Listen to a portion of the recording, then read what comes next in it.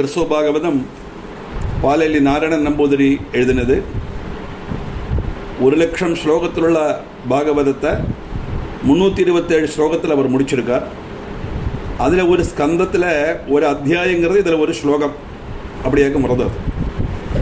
அந்த பிரதம ஸ்கந்தத்தில் எத்தனை அத்தியாயம் உண்டோ அத்தனை ஸ்லோகம் தான் இந்த பிரதம ஸ்கந்தத்தில் இதில் உண்டு. ஒரு அத்தியாயத்துக்கு ஒரு ஸ்லோகம்.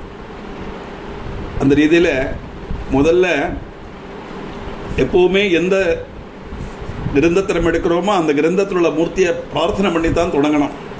அப்படித்தான் இவரும் தொடங்குறார். ஜன்மாத்யஸ்ய யதோ யதேவ பரமம் ஞானம் விதாத்ரே ததௌ சர்வம் பஷ்யதி திருஷ்யதே நயதஹோ சக்ஷுர் யதஃ பஷ்யதி வாஜானாப்யுதிதம் யதேவ யத ஏவாப்யுதித்யேவாக்பாஹு தூலம் சூக்ஷ்மமனல்பமல்பமபி யத்தஸ்மை நமோ பிரம்மணே. ஜன்மாத்யஸ்ய யதோ யதேவ பரமம் ஞானம். இந்த லோகத்தோடு சிருஷ்டி தொடங்கினதெல்லாம் ஆறிட்டேந்து உண்டாகிறதோ ஏதாக்குமோ அந்த பரமமான ஞானம் அந்த பிரம்மாவுக்கு கொடுத்தது. சர்வம் பஷ்ய திருஷதேன யதஹோ சக்ஷுர் யதஃ பஷ்யதி. அந்த பிரம்மா அந்த சக்தி எல்லாம் காண்றது. ஆனால் நமக்கு அந்த சக்தியை பார்க்க முடியாது. அப்படி எல்லாம் காணப்பட்ட சக்தியும் திருஷ்யத்தே ந ஆரியாக்குமோ காண முடியாதது. சதுர்யதஃ பஷ்யதி ஆருடைய சக்தியிலாக்குமோ கண்ணுகள் எல்லாம் காணுறது.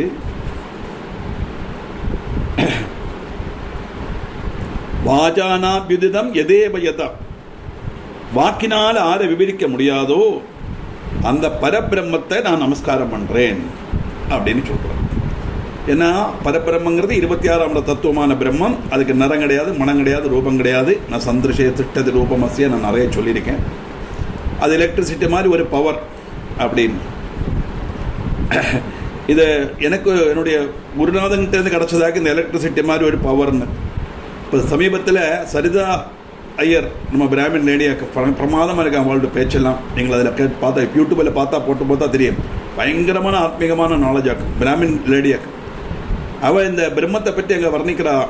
அங்கே வேதார்ச்சனை நடக்கிறது ஒரு கோவிலில். அதுக்கு அவளை பேச கூப்பிட்டோன்னு அப்படி இதே எக்ஸாம்பிளாக தான் சொல்கிறான். எலக்ட்ரிசிட்டியை தான் சொல்கிறான் பிரம்மம்னு. இப்போ என்ன வாக்கும் நம்ம வாக்கியார்த்தம் பார்த்தோம், மீனிங் பார்ப்போம். பிரபஞ்சத்தினுடைய சிருஷ்டி சம்ஹாரங்களுக்கு காரணக்காரனானதும் பிரம்மாவுக்கு ஆதியில ஞானம் நல்கினதும் ஆனந்த பரபிரம்மத்தை நான் நமஸ்காரம் பண்றேன். அந்த பரபிரம்மத்தை நமஸ்காரம் பண்ணி சொல்றார், ஏ பிரபு, நீங்கள் எல்லாம் பார்க்கிறேன், உங்களுக்கு எல்லாம் தெரியும், பார்க்க முடியும். ஆனா யாருக்கும் உங்களை பார்க்க முடியாது. நம்முடைய கண்ணோக்கும் வாக்குக்கும் சக்திக்கும் எல்லாம் அதீதமானது. ஆனா இந்த கண்ணுக்கும் வாக்குக்கும் சக்தி நல்கப்பட்டது அந்த பரம பிரம்மமான நீங்கள் தான்.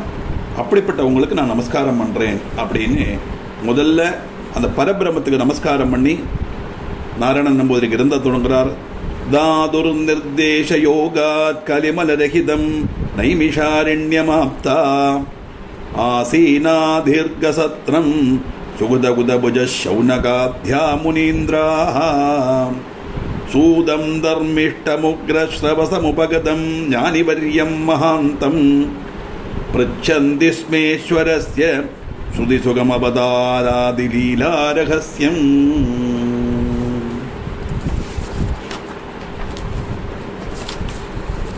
தாதுர் நிர்தேச யோகாத் பிரம்மாவுடைய நிர்தேச பிரகாரம் கலிமலரகிதம் கலிதோஷங்கள் இல்லாம, கலிதோஷங்கள் மாறினது. நைமிஷாரண்யம், அந்த நைமிஷாரண்யத்தில் தீர்க்க சத்திரம், தீர்க்ககால நீண்டு நிற்கப்பட்ட ஒரு சத்திரம், ஒரு யாகம் நடந்தது. அதுல சுகுதபுதபுஜா சௌனகாத்யா முனீந்திராக அக்னியில் ஆகுதிகள் சரியான அர்ப்பிச்சவா சனகாதி முனிவர்கள் தொடங்கினவா. அந்த முனிவர்கள் எல்லாம் சூதன் கிட்ட கேட்கிறா. எப்பவுமே இந்த சூதன் தான் எல்லா புராண இதிகாசங்களையும் நமக்கு வர்ணிச்சு தரப்பட்டது. அதனால பிரம்மாவோட நிர்தேசத்தினால கலிபாதை இல்லாத நைமிஷாரண்யத்தில் உள்ள சனகாதி முனிவர்கள் அங்க தீர்க்கமான ஒரு சத்திரயாகம் நடத்தி வர சமயத்தில் அக்னிஹோத்திரம் எல்லாம் கிருத்தியமா நிர்வகிச்சாவா அங்க வந்த சூதன் கிட்ட பகவானுடைய அவதார லீலா ரகசியங்களை பற்றி கேட்கிறான். அந்த பகவானுடைய அவதார லீலா ரகசியங்களை பற்றி கேட்க சூதன் சொல்றது தான் பாகவதம். அவர் சொல்றார், நத்வா வியாசம் ஜதேவீம் சுகமபி நரநாராயணௌசாகசூதஹ பிரஸ்னாவோயம் பிரதீமே சபவதி பகவான் பிரம்மசாத்மேதி கீதஹ தத் பிரீத்யர்த்தம் சதா தத் ஸ்ரவண மனன சங்கீர்த்தனாத்யாதி குர்வன் மர்த்யோ யஸ்தஸ்ய பக்திர் பவதி பரபத பிராப்திரானந்ததாத்ரீ.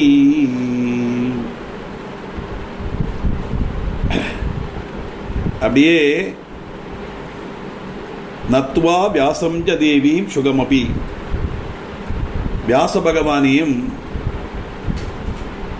சரஸ்வதி தேவியையும் நமஸ்காரம் பண்றாராம். சுகனையும் நமஸ்காரம் பண்றார். சுகபிரம்மம் தானே. அதுக்கப்புறம் நரநாராயணன்மாரையும் நமஸ்காரம் பண்ணி சூதன் சொல்றார். முதல்ல வியாசன், சரஸ்வதி, சுகன், நரநாராயணன், இப்படி அவ்வளவு பேரை நமஸ்காரம் பண்ணி சூதன் சொல்றார். என்ன வாக்கம்? உங்களுடைய கேள்வி பகவான் என்னும் பிரம்மம்னும் பரமாத்மாவனும் அறியப்படப்பட்ட அந்த பரம சத்தியத்தை குறிச்சாக்க நீங்க கேட்கிற எந்த ஒரு சக்தியை பகவான் நம்ம சொல்றோமோ, எந்த ஒரு சக்தியை பரமாத்மா சொல்றோமோ, எந்த ஒரு சக்தி பரம சத்தியமா இருக்கோ அதை பற்றியாக நீங்க கேட்கிறேள். அதனால அது அவருடைய சந்தோஷத்துக்காக எப்போதும் சிரவணம் மனனம் கீர்த்தனம் செய்யப்பட்டவாளுக்கு பக்தி உண்டாகும். பக்தியினுடைய 9 மார்க்கங்களாக்கம். ஆദ്യം சிரவணம், கீர்த்தனம், விஷ்ணு ஸ்மரணம், பாதசேவனம், அர்ச்சனம், வந்தனம், தாஸ்யம், சக்கியம், ஆத்ம நிவேதனம். பக்தி வளரணும்னா ஆദ്യം சிரவணம், பகவானுடைய லீலா விலாசங்களையும் பகவானுடைய கதைகளையும் அவருடைய அவதார லீலைகளையும் அவருடைய மகத்துவத்தை பற்றியெல்லாம் ஆദ്യം கேட்கணும். அப்படி கேட்டு கேட்டு வரும்போது அந்த ஸ்லோகங்கள்லாம் சொல்கிறத பார்க்கும்போது நமக்கும் அது சொல்லணும்னு தோணும். நம்மளும் பகவானை தொழுவோம், பகவான் நாமாவை சொல்லுவோம். அதாவது சிரவணம், கீர்த்தனம். அப்படி சொல்லிட்டு இருக்கும்போது என்ன ஆகும்? பகவான் நாமாவை சொல்ல சொல்ல அந்த பகவான் நாமாவை பற்றி நம்ம பகவானையே நினைச்சுட்டு இருப்போம். அது ஸ்மரணம். சிரவணம், கீர்த்தனம், விஷ்ணு ஸ்மரணம். அப்படி சதா சர்வநாள் அவரையே நினைச்சுண்டு அவருடைய நாமத்தையே சொல்லிண்டு அவருடைய நாமத்தையே கேட்டு இருக்கும்போது அவருடைய பாத சேவனம் நம்ம செய்துட்டே இருப்போம். தான் சிரவணம், கீர்த்தனம், விஷ்ணு ஸ்மரணம், பாத சேவனம். அப்படி பாத சேவனம்னா எப்படி? பகவானை நமஸ்காரம் பண்ற மட்டுமல்ல, அவரை நாமத்தினால் அர்ச்சிப்போம், அவரை கானத்தினால் அர்ச்சிப்போம், கான அர்ச்சனை பண்ணுவோம். அப்படி அர்ச்சனை பண்ணி நமஸ்காரம் பண்ணுவோம். அர்ச்சனம், வந்தனம், இப்படி எல்லாம் செய்து வரும்போது நம்ம பகவானுக்கு அடிமை ஆயிடுவோம். தாஸ்யம், அர்ச்சனம், வந்தனம், தாஸ்யம். தாசிய பாவத்தில் அவர் எஜமானன், நான் பிருத்தியன் அப்படிங்கிற முறையில் நம்ம அவரை அணுகி பக்தி காணிச்சுட்டே வருவோம். அந்த பக்தி நல்ல ரீதியில் வரும்போது அந்த அடிமைங்கிறது மாறிடும், எஜமானங்கிறது மாறிடும். பகவானோட நம்ம ரொம்ப க்ளோஸ் ஆகிடுவோம், இன்டிமேட் ஆகிடுவோம். அதுதான் சக்கியம். சகாவு தான் friends. we will become thick friends with the God. அந்த சக்கியமும் கூட ஆயிடுத்துன்னா கடைசியில் நம்மளையே பகவானுக்கு அர்ப்பிச்சிடுவோம். முதல்ல கதைகள்லாம் கேட்டு அந்த நாமாவை சொல்லி அவரையே நினைச்சுண்டு அவரே அர்ச்சனை பண்ணி அவருக்கு நமஸ்காரம் பண்ணி அவருடைய பாத சேவனை செய்து அவரோட தாசனா மாறி கடைசியில் அவரோட நம்ம ஐக்கியமாயிடுவோம். இதுதான் பக்தியினுடைய 9 வழிகள். இது ஆரெல்லாம் சேராளோ முதல்ல சிரவணம், மனனம், கீர்த்தனம் மட்டும் செய்தாலே போரும், பக்தன் ஆயிடுவா. அது அவளுக்கு பரம பிராப்தியும் ஆனந்தமும் கொடுக்கும் அப்படிங்கிறார் அவர். பிருச்சந்தி ஸ்மேஸ்வரஸ்ய அல்ல மர்த்தியோ எஸ்தஸ்ய பக்திர் பவதி பரபத பிராப்திர் ஆனந்த தாத்ரி. தாத்ரினா கொடுக்கப்பட்டது. அந்த பரமபத பிராப்திங்கிறது என்னது? அதான் சக்கியம், ஆத்ம நிவேதனம், தன்னையே பகவானுக்கு அர்ப்பிக்கிறது. அப்படிப்பட்ட அந்த பரபிரம்மத்தினுடைய விஷயமாக்க நீங்க கேட்கிறேன், நான் சொல்றேன். எப்படி? லோகக்ஷேமார்த்தமேஷ பிரதிநிமிஷமரூபோபி ரூபாணி தத்தே தல்லீலா வர்ணயித்வா முதித கிருதபவத் சத்யவத்யாஸ்தனூஜஹ கங்காதீரே பரீக்ஷின்னரபதிரசுணோத் ஸ்ரீசுகார்த்வார்ணிதம் தத் தத்ராசீனேன தேவா ஸ்ருதமபிஜமயா ஸ்ராவயே தன்முனீந்திராஹ. லோகக்ஷேமார்த்தம் லோக நன்மைக்காக. அரூபோபி ரூபமில்லாதவனானா கூட ரூபாணி ததே ரூபாணி தத்தே. ஏன்னா பிரம்மத்துக்கு ரூபம் கிடையாது, நிறம் கிடையாது, மனம் கிடையாது, ரூபம் கிடையாது நம்ம சொன்னோம். அதனால கண்காது மூக்கு நாக்கு தொங்குற பஞ்ச இந்திரியங்களால சப்தஸ்பர்ஷ ரூபரச கந்தங்கிற தன்மாத்திரையோட பிரவர்த்திக்கப்பட்டு நம்ம ஞானேந்திரியங்களால கண்ணால பார்க்கவோ, காதால கேட்கவோ, மூக்கால மணந்து பார்க்கவோ, நாக்கால ருச்சி பார்க்கவோ, கையால தொட்டு பார்க்கவோ முடியாது. ஏன்னா ரூபம் கிடையாது. அப்படி ரூபம் இல்லாத அந்த பரபிரம்மம் லோக நன்மைக்காக ரூபங்கள் திரிக்கிறது. அதுதான் அவதாரங்கிறது. அப்படி வர்றதுனால தல்லீலா வர்ணயத்வா முருகதேவ சத்யவத்யாஸ்தனூஜஹ. சத்யவதி புத்திரனான வாசன் கங்காதீரத்தில் பரீட்சித் மகாராஜாவுக்கு ஸ்ரீ சுகன்லேருந்து தெய்வ நிச்சயத்தால இதை சொல்லிக் கொடுக்கிறார். அதை நானும் கேட்டேன், அதை நான் உங்களுக்கு சொல்லித்தரேன். அதானது லோக நன்மைக்காக ரூபம் இல்லாத பகவான் ஓரோ நிமிஷமும் பல ரூபங்கள் தரிக்கிறார்.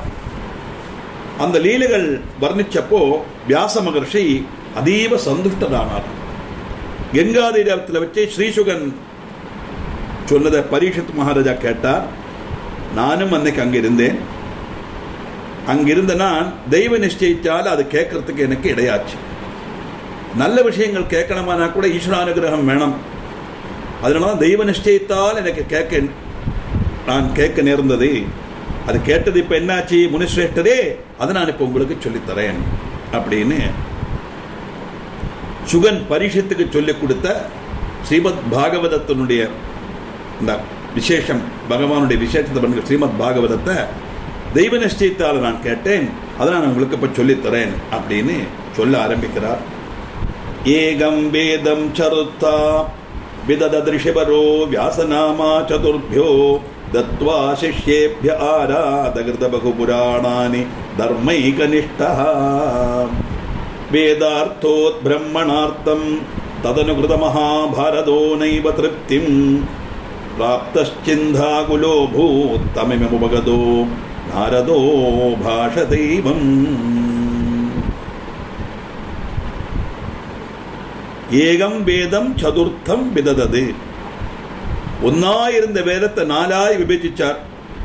அதனால அவருக்கு அந்த ரிஷிவதியனுக்கு வியாசநாமா வியாசர்னு பேரு வந்தது. வியாசன்னு சொன்னா டிவைடு பண்ணி கொடுக்கப்பட்டவன் அர்த்தம். வியாசன்னு பேருள்ள சிரேஷ்டமான முனி ஒன்னாயிருந்த வேதத்தை நாலா விபஜிச்சார். அதனால என்ன, சதுர்த்தோ தத்வா சிஷ்யேபியா, அதை தன்னுடைய 4 சிஷ்யன்மாருக்கு அவர் கொடுத்தார். அது மட்டுமல்ல, பகு புராணானி அகர்து, பல புராணங்களும் ரசிச்சார். எப்படி? தர்மனிஷ்டா, தர்மத்தில் மாத்திரம் நிஷ்டம் உள்ளவர் வியாசன்.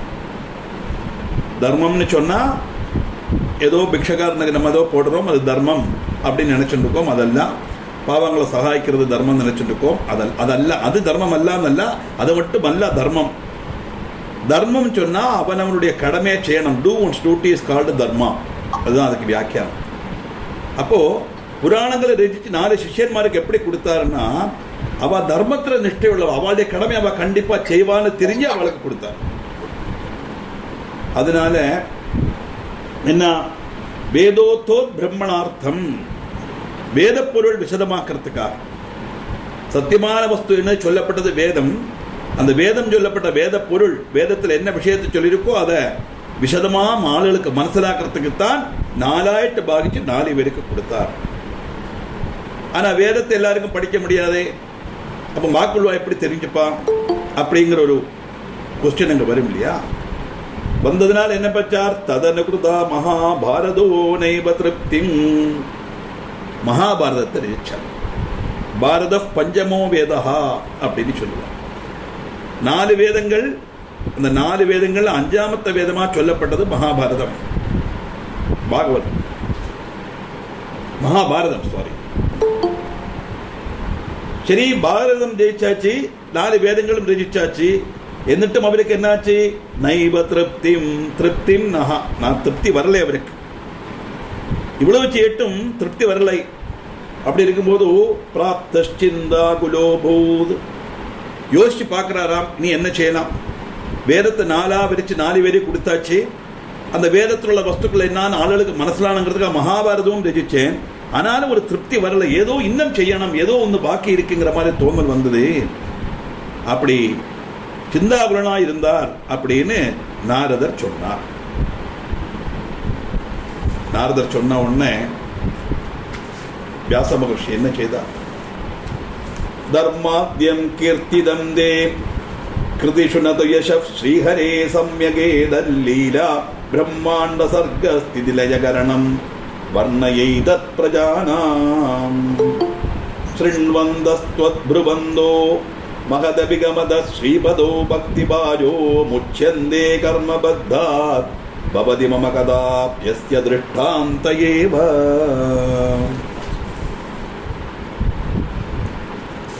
வேதத்தை 4ஆ விபரிச்சார், 4 பேருக்கு கொடுத்தார், பாரதத்தை ரசிச்சார், அப்பழும் திருப்தி வரலை. என்ன செய்யலாம் யோசிக்கும் போது நாரதர் சொல்றார், ஏ பிரபு, நீங்கள் தர்மாத்தியம் கீர்த்திதரி, நீங்கள் தர்மங்களை குறித்து வர்ணிச்சேள். ஆனா யசஹா ஸ்ரீஹரே நது, நீங்கள் ஸ்ரீஹரியை பற்றி வர்ணிக்கலையே. தர்மாதிகளை பற்றியும் வேதங்களை பற்றியும் வர்ணிச்சேள், பகவான் விஷ்ணுவை பற்றி நீங்களே சொல்லலை. ஏன்னா பிரம்மாண்டத்தினுடைய சிருஷ்டி சம்ஹாரங்களுக்கெல்லாம் காரணமானவர், அவருடைய லீலைகளை பற்றி நீங்க சொல்லுங்க.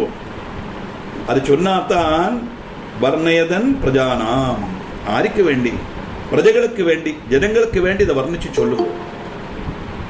ஏன்னா முச்சதே கர்மபந்தா, கர்மபந்தங்கள்லேருந்து முக்தி நேடணுமானா அவளுக்கு இந்த பகவன் லீலை அவள் கேட்கணும், அதுதான் முடியும். அதுக்கு நானே உதாரணங்கிறார் அவர். மம கதாப்யஸ்ய திருஷ்டாந்த ஏவ, நானே அதுக்கு உதாரணம். இந்த பகவத் நிலையை கேட்டுத்தான் நானே கர்மபந்தத்திலிருந்து வெளியில வந்தேன். அதனால ஏ பிரபு, ஜனங்களுக்காக அதானது தர்மத்தை குறிச்சும் மற்றும் தாராளம் எழுதினேன். ஆனா அந்த பிரபஞ்சத்தினுடைய சிற்றிட சம்ஹாரங்களுக்கு காரணபூதனான பகவானுடைய லீலைகளை நீங்கள் பூர்ணமா வர்ணிக்கலை. அது ஜனங்களுக்காக நீங்கள் அதை வர்ணிக்கணும், எழுதணும். மகாத்மாக்களுடைய சாமீபியத்தோடு தான் பகவத் லீலைகள் கேட்கப்படும். அப்படி கேட்கப்பட்டவாளுக்கும் பாடப்பட்டவாளும் கர்மபந்தத்திலிருந்து மோஜதாகவும் செய்யலாம். சாதாரண ஆளுகள் சொன்னா பாராது, மகாத்மாக்களுடைய சாமீபியத்தில் கூட அதை கேட்கணும். இது என்னுடைய ஜீவிதத்திற்கு தந்த ஒரு பெரிய தெளிவாக்கம். நானே அதுக்கு எக்ஸாம்பிள். அது மாதிரி ஜனங்களுக்கும் அந்த பாக்கியம் கிடைக்கணும், அதுக்குள்ள வழி நீங்க செய்யணும் அப்படின்னு நாரதர் சொன்னார். இப்படி ஜனஹிதத்துக்காக, ஜனங்களுக்கு மனசிலாகிறதுக்காக பகவத்கீதைகள் கேட்டு கர்மபந்தத்திலேருந்து அவ முக்குத்தானம், அதுக்காக வேண்டி நீங்க செய்யணும், அதுக்கு நானே ஒரு தெளிவு அப்படின்னு சொன்ன உடனே வியாசர் பார்க்கிறார். தாசி புத்ரோத்வமாப்தோ துஜபர நிலையே பூர்வஜன்மன்யகார்ஷம் தாஸ்யம் கர்த்தாத்தமோதம் பரிஜருத யதீந்திராப்த கோவிந்த பக்தி தியானஸ்தோ பஷ்யமாதௌ கிருதி ஹரிமததச்சத்ப்ராம் சப்தமாத்ரேண துஷ்டோ ஜன்மைதத் ப்ராப்ய பஷ்யன் சகலதிஷி ஹரிம் சேவமானச்சராமி.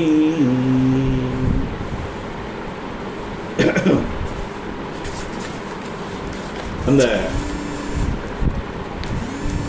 தாசிபுத்திரோ பத்மோ, ஒரு தாசிபுத்திரன் பிறந்தார். பரிஹித் யதீந்திர அப்த கோவிந்த பக்தி, மகர்ஷிமாருடைய சுஷ்ரூஷையிலோட கோவிந்த பக்தி கிடைச்சி அவர் ஹிருதி ஹரிம் உபஸ்யாம் அபஸ்யாம், ஹிருதயத்தில் ஹரிய தரிசிச்சார். அப்படி வந்தவொன்னா என்னாச்சு?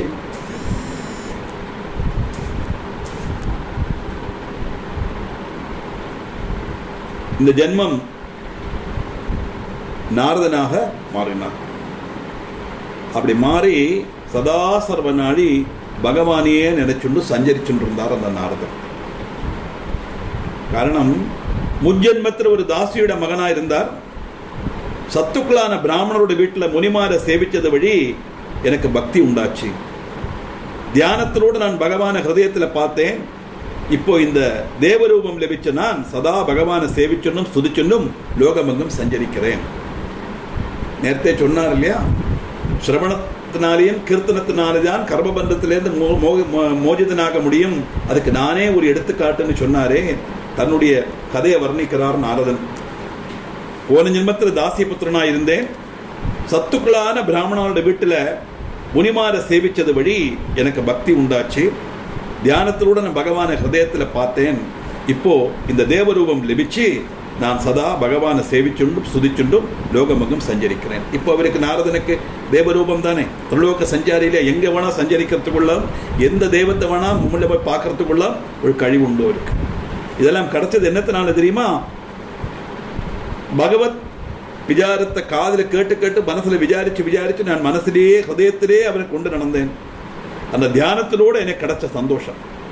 இதே காரியம் சாதாரண ஜனங்களுக்கும் கிடைக்கணுமானா நீங்கள் பகவானுடைய லீலா விலாசங்களை நீங்கள் அவளுக்கு சொல்லணும்.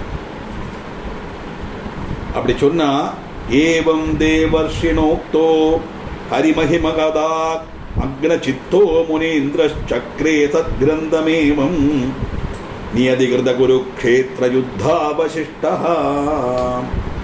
கிருஷ்ணா புத்திரான் பிரசுப்தான் நிஷி கடினமஹன் திரௌணிரேஷோதபத்தோ வீராக்ரண்யார்ஜுனேன பிரகடிதமதியவுன் மௌலிரத்னம் சஜக்ரே.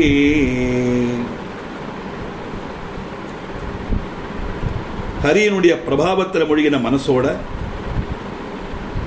இந்த சத்கிரந்தம் ரசிச்சார். அஸ்வத்தாமா தூங்கிட்டு இருக்கப்பட்ட திரௌபதி புத்திரன்மாரை கொல்லறார். அந்த அர்ஜுனனை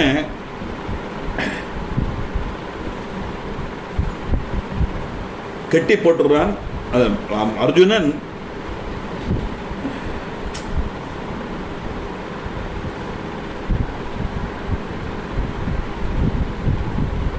அஸ்வத்தாமாவை கட்டி போட்டு வதம் பண்ண போவன். உன்னை கிருஷ்ணன் சொல்லுவர், பிரம்மஹத்யா தோஷம், வதம் பண்ணப்படாது. 3 பேரை வதிக்கப்படப்படாதுன்னு சாஸ்திரம். ஒரு பிராமணன் வத சிக்ஷைக்கு அர்ஹனானா கூட அவனை வதம் பண்ணப்படாது. பிராமணன்னா புனல்பட்டவன் மட்டுமல்ல, பிரம்மஞானம் அடையிற அளவுக்கு யோகியதை உள்ளவன் அர்த்தம். அண்டர்லைன். அதனால என்ன பண்ணுவானா, மிந்தி காலத்துல அவனுடைய குடுமையை வெட்டிடுவான். இவருக்கு என்ன பண்ணார்னா, அஸ்வத்தாமாவுக்கு அடையாளமே அவனுடைய ஒரு நெற்றியில ஒரு ரத்தினம் இருக்கு. அந்த ரத்தினத்தை நீக்கம் செய்துறார். அது அவனை கொல்லறதுக்கு சமானம். 2வது ஸ்திரீகள் வத சிக்ஷைக்கு அர்ஹையானா ஸ்ரீவதம் பண்ணக்கூடாது. அதுவும் மகா பாபம். அதனால அவளோட தலையை முண்டனம் பண்ணிடுவான். அது ஈக்குவல் டு கில்ஹர்னு அர்த்தம். 3வது தூதன். எவ்வளவு பராக்கிரமசாலியான ராஜாவானாலும் ஒரு தூதன் வந்து அந்த பராக்கிரமசாலியான ராஜாட்ட ஒரு விஷயம் சொன்னா, அது ராஜாக்கு ஹிதமல்லாத வஸ்துவா இருந்தா உடனே அவனை வதம் பண்றதுக்கு தயாராக வதம் பண்ணக்கூடாது. தூதனை வதம் பண்றது அது ராஜாவுக்கு அது இழுக்கு. ஆனா அதுக்கு பண்ண அங்கச்சேதம் பண்ணி விடுவான். அதனால நாரதோபதேசத்தினால பகவத்கீதை மனசுற்பட்ட வியாச மகர்ஷி இந்த பாகவத புராணம் ரசிச்சார். எப்படி குருக்ஷேத்திர யுத்தத்துக்கு அப்புறம் அஸ்வத்தாமா உபபாண்டவன்மாரை குரூரமாக வதம் பண்றான். அவ்வளவு பேரும் தூங்கிட்டு இருப்பா. அந்த 5 பேர் உபபாண்டவன்மார், பாண்டவன்மார் 5 பேர், தர்மபுத்திரர், பீமசேனன், அர்ஜுனன், நகுலன், சகதேவன். இந்த 5 பேருக்கும் 5 புள்ள குழந்தைகள் உண்டு. அதெல்லாம் தூங்கிட்டு இருக்கிற சமயத்துல தீயை வச்சு கொளுத்தி 50 பேரையும் கொலை பண்ணிடுவான் இந்த அஸ்வத்தாமா. காலம்பரை பார்க்கும்போது 5 பேரும் கரிஞ்சு ஜடமா கிடக்கா. கோபப்பட்ட அர்ஜுனன் இந்த அஸ்வத்தாமா வதிக்க போகும்போது பகவான் அதை தடுத்து நிறுத்தி அது சிக்ஷையாக அவனுடைய அடையாளமான அந்த தலையில் உள்ள ஒரு மணி அதை பிழுதெடுக்க சொன்னார். அந்த குடுமையை வெட்டியிருப்பார். இப்படி பாகவதம் தொடங்குறதே அந்த மகாபாரத யுத்தத்துக்கு அப்புறம் நடந்த விஷயமாயிட்டு தான் சொல்லிட்டு வர்றாரு. அதனால கர்ப்போபேனாஷ்யதேஸ்திரைரமவது உத்தராவாக்கியமேவம் சுத்வா தத்ரக்ஷகः சன் ஜிகமிஷரபவத்வாரகாம் வாசுதேவः தத்பாதே மேரிதி ஸ்யாதகிலதவிபதः சந்து ந சாஸ்வதேவம் குந்தி ஸ்தோத்ரம் ஜ ஷృण्वन् நகரமதிவசன் சாந்த்வயாமாஸ பார்த்தா. இந்த பண்டு இந்த கவர்மெண்ட் ஆர்டர் அடிக்கும்போது ஆப்ஸ்ட்ராக்ட்னு அடிப்பான். என்ன வாக்கும் இந்த ஆர்டர் சொல்றதோ அதனுடைய கிஸ்ட் மாத்திரம் அதில் போட்டிருக்கும். Released arrear for government staff மட்டும் இருக்கு. அப்புறம் என்ன வாக்கும் அரியர் என்ன என்ன என்னைக்கு ரிலீஸ் பண்ணுவா, எத்தனை கடுவா தருவா, ஒரு ஆளுக்கு என்னென்ன கிடைக்கும், இந்த டீட்டெயிலாக லெட்டரில் வரும். அதை மாதிரி ஆக்கும் பாலரி நாராயணன் நம்பூதிரி ஒரு அத்தியாயத்தில் சொன்ன விஷயத்தை ஒரு ஸ்லோகத்தில் முடிக்கிறார். அதனால எல்லாம் மகாபாரத யுத்தம் கழிஞ்சது. உடனே பாண்டவாளர்களை கொன்னாச்சு, அஸ்வத்தாமாவுக்கு சிக்ஷை கொடுத்தாச்சு. அஸ்வத்தாமா அடுத்த அவனுடைய வேலையை காட்டுறான். எப்படி? அஸ்வத்தாமோட அஸ்திரத்தினால தன்னுடைய கர்ப்பம் நசிச்சதுன்னு உத்தரை விளைவிச்ச உடனே கிருஷ்ணன் அந்த கர்ப்பத்தை ரட்சிக்கிறான். கிருஷ்ணன் துவாரகைக்கு போறதுக்கு தயாராகும் போது குந்தி ஸ்தோத்திரம் பண்றான், பகவானே உங்களை எப்போதும் ஓர்மிக்கிறதுக்கு நாங்கள் என்ன செய்யணும்னா எங்களுக்கு ஆபத்து வரணும்னு பிரார்த்தனை பண்றேன். ஏன்னா கஷ்டப்படுற காலத்துல எல்லாம் கிருஷ்ணன் கூட இருந்தார், குந்தி பாண்டவர்கள் கூட. இன்னைக்கு மகாபாரத யுத்தம் நடந்தது, அவளுக்கு எல்லாம் கிடைக்க வேண்டியதெல்லாம் கிடைச்சது. அவள் எல்லாம் சௌக்கியமா அவள் பட்டாபிஷேகம் எல்லாம் பண்ணி அவள் ராஜாவாய் வாழ்ச்சி எல்லாம் கழிஞ்சவொடனே துவாரகைக்கு போறேன்னு போகும்போது குந்தியால கிருஷ்ணனுடைய வியோகத்தை தாங்க முடியலை. அதுக்காக பிரார்த்தனை பண்றாளாம், நீ எங்களுக்கு அடிக்கடி துக்கம் மரணம் கஷ்டம் மரணம்னு அனுகிரகம் பண்ணு, அப்பதான் எனக்கு உங்களை பார்க்க முடியும். ஏன்னா சதா சர்வநாழி உன்னுடைய பாதங்களில் பக்தி உண்டாவனாக இருக்கட்டும் அப்படின்னு குந்தியோட ஸ்திதி கேட்டு பகவான் பாண்டவரை ஆஸ்வசிப்பிச்சார் அப்படின்னு வரும். அதானது அந்தந்த அத்தியாயத்தில் என்ன இம்பார்ட்டண்டா உண்டோ அந்த பாயிண்டை மாத்திரம் எடுத்து ஒரு ஸ்லோகமாக. எதுக்காக குந்தியோட ஸ்துதி அப்படின்னா, சாதாரண மனுஷாலும் பாருங்களேன், சந்தோஷமா ஹாப்பியா இருக்கும்போது நம்ம பாட்டில் அந்த சந்தோஷத்தில் அப்படியே மூழ்கி போயிடுவோம். எல்லாரும் இப்பொழுதும் பகவானை பற்றி உள்ள நினைப்பு நமக்கு வரத்துக்கு சான்ஸ் குறவு இல்லை, சொல்லலே சான்ஸ் குறவு. ஆனா ஒரு கஷ்டம்னு வந்தாச்சானாலும் பாக்கி எல்லாத்தையும் மறந்து நேர பகவானுடைய காலில் தான் போய் விழுவோம் இல்லையா? மனசே சரியில்லை, நான் பத்மநாபரை போய் பார்த்துட்டு வரேன் அப்படின்னு போறா இல்லையா? பத்மநாபரை போய் பார்த்து தொழுது அந்த கோவில் அட்மாஸ்பியர்ல 2 பிரதர்ஷனம் வச்சா மனசு சாந்தமாகுன்னு ஒரு விசுவாசம் ஆகவும் செய்யும். அதனாலதான் கிருஷ்ணா, கஷ்டப்படுற காலத்துல எல்லாம் நீ கூட இருந்தாய், இப்ப நாங்க சௌக்கியமா இருக்கோம், இப்ப நீ வர எங்களை விட்டுட்டு போறேன்னு சொல்றாய், அதனால எங்களுக்கு அடிக்கடி கஷ்டம் வரணும், அப்பத்தான் உன்னுடைய பாதார விண்டத்தை பஜிக்கிற பாக்கியம் எங்களுக்கு எப்பொழுதும் கிடைக்கும் அப்படின்னு சொல்லும்போது அவளெல்லாம் ஆஸ்வசிப்பிச்சுட்டு கிருஷ்ணர் துவாரகைக்கு போனார். பீஷ்மஸ்வச்சந்த மிருத்யுர் நிஜஜனகமுதே த்யக்த சர்வார்த்தகாமோ தர்மௌகம் தர்மசூனோ ரணபுபிஷரசய்யாவலம்பி பிரகாஷ்ய சந்துஷ்ட பார்த்தசூனம் மிருதுஹசிதமுகம் வீக்ஷமாணः புரஸ்தாத் சுத்வா சர்வாத்மகம் தும் பரமபதமவாப் சப்த சம்சார பந்தஹ.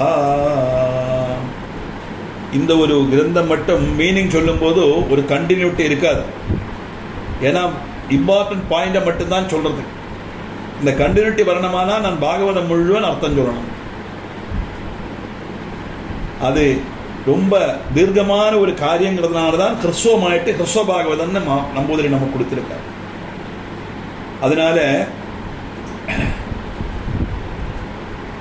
இங்க என்ன பண்றார், பீஷ்ம பிதாமகருடைய காரியத்தை பார்க்கிறார்.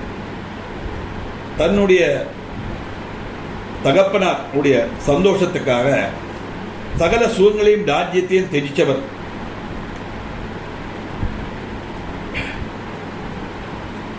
ஏன்னா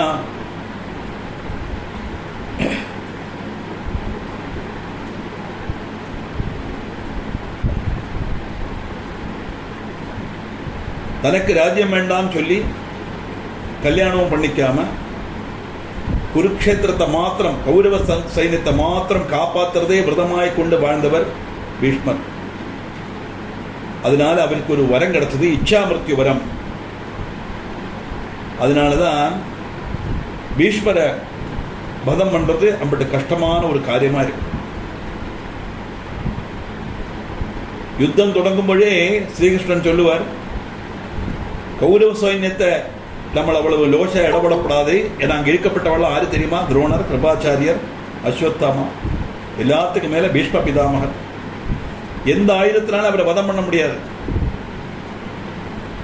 அதனால அவரை வதம் பண்றதுக்கு என்ன பண்றது அப்படின்னு கேட்டா அவரே தீர்மானிக்கணும். சொச்சந்த மிருத்யு வரம் வாங்கியிருக்காரு. கடைசியில் ஆதித்த 5 நாள் யுத்தம் நடக்கிறது. அந்த கடைசி நாள், அந்த 5வது நாள் யுத்தத்தில் பீஷ்மர் அவருடைய சர்வ சக்தியும் உபயோகிச்சு பாண்டவ சைன்யத்தை முழுவதும் அடிச்சு நொறுக்கிறார். ஆரால எதிர்க்க முடியலை. சூரியாஸ்தமன் ஆன உடனே யுத்தம் நின்றது. கிருஷ்ணன் போய் நேர கேட்கிறார், நீங்கள் இப்படி யுத்தம் பண்ணினாலானா ரொம்ப கஷ்டமாகும். ஏன்னா பாண்டவ சைன்யத்தால தாங்க முடியலே உங்களுடைய பானத்தினுடைய சக்தி. அதனால நீங்க சொச்சந்த மிருத்யு வரம் வாங்கினேன்னு எனக்கு தெரியும். என்ன உங்களை வதம் பண்ணுறதுக்குள்ள உபாயம் சொல்லித்தாங்க. எப்படி? சொச்சந்த மிருத்யு வரத்தை வாங்கிட்டு யுத்தம் பண்ணினா நிச்சயமா ஆளாலும் தன்னை தோப்பிக்க முடியாதுன்னு பீஷ்மருக்கு நன்னா தெரியும். அதே சமயம் விஷயத்தை சொல்லிக் கொடுக்கவும் கூடாது. ஏன்னா நன்றி கடன் காட்டணுமே. கௌரவ குலத்தை நான் ரட்சிப்பேன் அல்லவா சொல்லியிருக்கார் அவர்.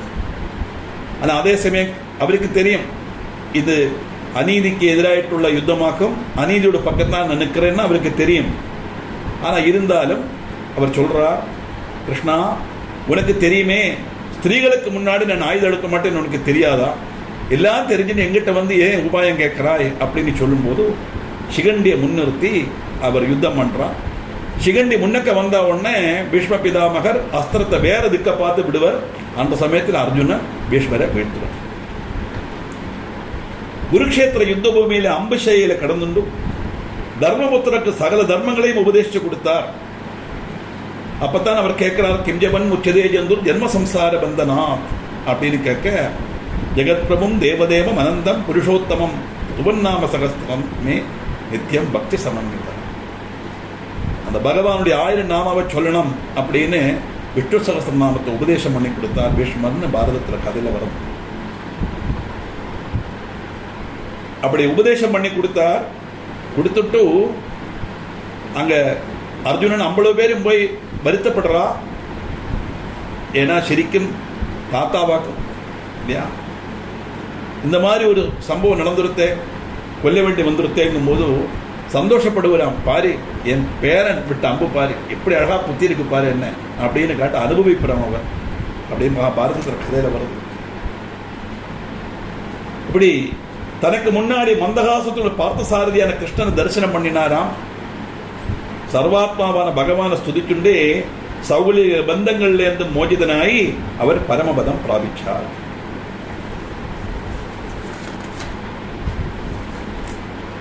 எல்லாம் ஒவ்வொரு ஸ்லோகத்துல சொல்லிட்டு போய் முடிச்சுட்டு போக வாக்கும்.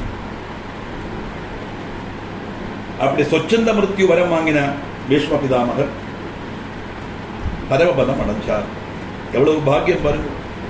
சாட்சாத் நாராயணனே முன்ப நிற்க அவரை பார்த்துட்டே மரணப்படுறாருன்னு உண்டானா அது பெரிய பாக்கியம் இல்லையா? அப்படிப்பட்ட சம்சார பந்தத்திலிருந்து விமுக்தனானார் பீஷ்ம பிதாமகன்.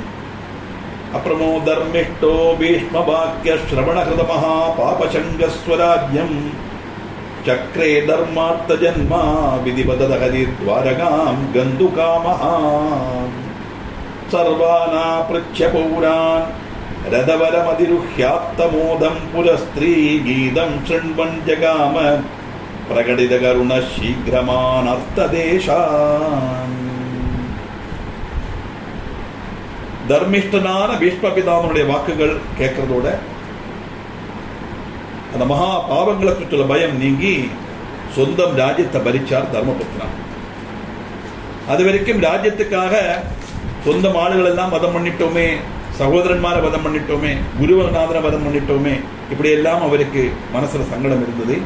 அதெல்லாம் மாறித்து இந்த யுத்தம் முதலான பாபபீதி எல்லாம் நீங்கின தர்மபுத்திரர் விதி பிரகாரம் ராஜ்யம் நடக்க தொடங்கினார். அதுக்கப்புறம் துவாரகைக்கு போறதுக்கு தயாரான கிருஷ்ணன் ஹஸ்தினபுரத்தோட பௌரன்மார்களும் யாத்திரை சொல்லி தன்னுடைய திவ்ய ரதத்தில் ஏறி நகரஸ்திரிகளுடைய மங்கள கீதங்கள் எல்லாம் கேட்டுண்டு எல்லாரோடும் தன்னுடைய காருண்யம் சொரிஞ்சுண்டு பகவான் வேகத்துல துவாரகைக்கு யாத்திரையானார். இங்குள்ள காரியம் முடிஞ்சாச்சு. நீ அங்க போனமே துவாரகையில் என்ன வாக்கியம் செய்யணும்? சம்பிராப்தோ துவாரகாம் ஸ்ரீ ஹரிருவிரக்லிஷ்டமௌ பௌராக்ஷிபீதோ நத்வா பித்ரோ புரஸ்தாத் சிரதனய யஜ்ஞாதி பர்கக்கடாக்ஷைஹி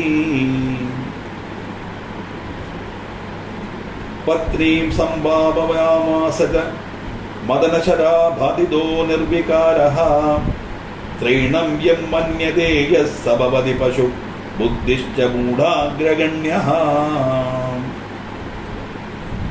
சம்பிராப்தே துவாரகாம் ஸ்ரீஹரிஹி. சம்பிராப்தே போனார் துவாரகையில ஹரி கிருஷ்ணன். எப்படி? குருவிரக கிளிப்ட தீர்க்ககாலத்து விரகத்திலான துக்கிதரமான பௌரன்மாருடைய கண்ணுகளால பானம் செய்யப்பட்டவர். வருஷக்கணக்கா காத்துருக்கா கிருஷ்ணனுடைய வரவுக்காக துவாரகையில் உள்ளவா. அம்புடைய பேரை நமஸ்காரம் பண்ணினார், அம்மையப்பாவை நமஸ்காரம் பண்ணினார். புத்திரன்மாரையும் பந்துக்களையும் தன்னுடைய காரண்ய விருட்சத்திலாக இருக்க எல்லாரையும் ஆதரிச்சார். பகவானுடைய தீர்க்ககால விரகத்திலா துக்கிதரான பௌரன்மார் பக்தியோட பகவானை தரிசிச்சா அவரும் தன்னுடைய அம்மா அப்பாவை வணங்கி தன்னுடைய காரியபூர்ணமான நோட்டத்தினால புத்திரன்மாரையும் பந்துக்களையும் சந்தோஷிப்பிக்கவும் செய்தார். அது மட்டுமா, அநேகம் பாரியமார் உண்டே. கிருஷ்ணனுக்கு 16,008 பாரியமார். அவளெல்லாம் சிநேகபூர்வம் ஆதரிச்சார். காமதேவனுடைய அம்புகளால் ஒட்டும் பாதிக்கப்படாதவனும் நிர்வகாரனும் ஆயிருந்தார் கிருஷ்ணன். அப்படி உள்ள பரமாத்மாவை ஸ்திரீகள் ஆசக்தனான ஒரு சாதாரண மனுஷனியாய் ஆறாது கருதினாலானா அவ மிருக புத்தி உள்ளவாளும் மூடன்மாரில் முன்பன்மாரும் ஆக்கும். அப்ப இதுல இருந்தே தெரிஞ்சுக்கணும் இந்த ராச கிரீடனா என்னது, ராசலீலைனா என்னது. அப்படி பகவான் கோபஸ்திரீகளோட ராசக்கிரீடை ஆடினார் அப்படின்னு எல்லாம் வருது. பாமர மனுஷனுக்கு நேரத்தை சொன்னாரு. வேதத்தில் உள்ள வஸ்துக்களை 4 வேதத்தை பிரிச்சு கொடுத்தார். ஒரு வேதமா 1 இருந்த வேதத்தை 4 பிரிச்சு கொடுத்தார். அந்த 4 வேதத்தில் உள்ள வஸ்துக்களை மனசிலாக்கிறதுக்கு எல்லாரால முடியாதுங்கிற காரணத்துக்காக மகாபாரதம் ரசிச்சார். எந்திட்டம் திருப்தி வராம தானே பாகவதம் ரசிக்கிறார் இல்லையா? அப்ப அந்த பரமாத்ம தத்துவத்தை நமக்கு தெரிஞ்சுக்கணுங்கிறதுக்காக பாமர ஜனங்களுக்கு ஆகர்ஷணம் வரணுங்கிறதுக்கு தான் இந்த மாதிரி உள்ள விஷயங்கள் எல்லாம், மனுஷனுக்கு இஷ்டப்படப்பட்ட விஷயங்கள் எல்லாம் அதில் சொல்லிட்டு வரார். சரிக்கும் இந்த கோபஸ்திரிகள் எல்லாம் வேதங்களும் உபனிஷத்தும். ராமாவதாரத்தில் ராமனுடைய அழகை பார்த்து வேதங்களும் உபனிஷத்துகளும் எல்லாம் சொல்லித்தான், எங்களெல்லாம் ஒரு ஸ்திரீயாயிட்டு நீ மாற்றி ராமா, உன்னுடைய அழகை பார்த்து ஆசையா இருக்கு, உன்னை ஆலிங்கனம் பண்ணிக்கணும். ஓ பகவான் சொல்லுவார், இந்த ராமாவதாரம் ஏகபத்தினி விரதம் மனுஷ தர்மம் அதை நிலைநாட்டுறதுக்காக நான் எடுத்தது. அதனால உங்க ஆசையை இப்ப நிறைவேற்ற முடியாது. நான் அடுத்த அவதாரம் எடுப்பேன், அங்க நோ ரெஸ்ட்ரிக்ஷன், நோ பார், எவ்வளவு பேர் வேணா என்ன ஆலிங்கனம் பண்ணிக்கலாம். அப்படி வேதங்களும் உபநிஷத்தங்களும் தான் இந்த கோபஸ்திரிகளாக வருது. அது மட்டுமல்ல, இந்த ஜலக்கிரீடை, வஸ்திராட்சேபம் இதெல்லாம் தத்துவரமான காரியங்களா. ரொம்ப டீப்பான ஒரு சப்ஜெக்ட். தற்காலம் அதை மட்டும் நினைச்சுப்போம். ஏன்னா சின்ன குழந்தை, இந்த குழந்தை அப்படி ஒரு நம்ம நினைக்கிற மாதிரி உள்ள ஒரு காரியத்தில் இடப்படாது. அந்த பகவானை போய் ஒரு சாதாரண மனுஷனா கருதினாலே அவளுக்கு புத்தியை என்ன சொல்லுறது அப்படின்னு கேட்கிறார்.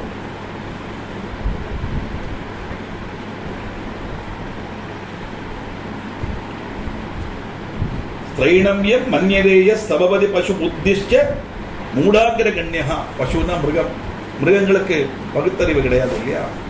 அத மாதிரி விவரமில்லாத மனுஷால் எல்லாம் அந்த மாதிரி சொல்றா.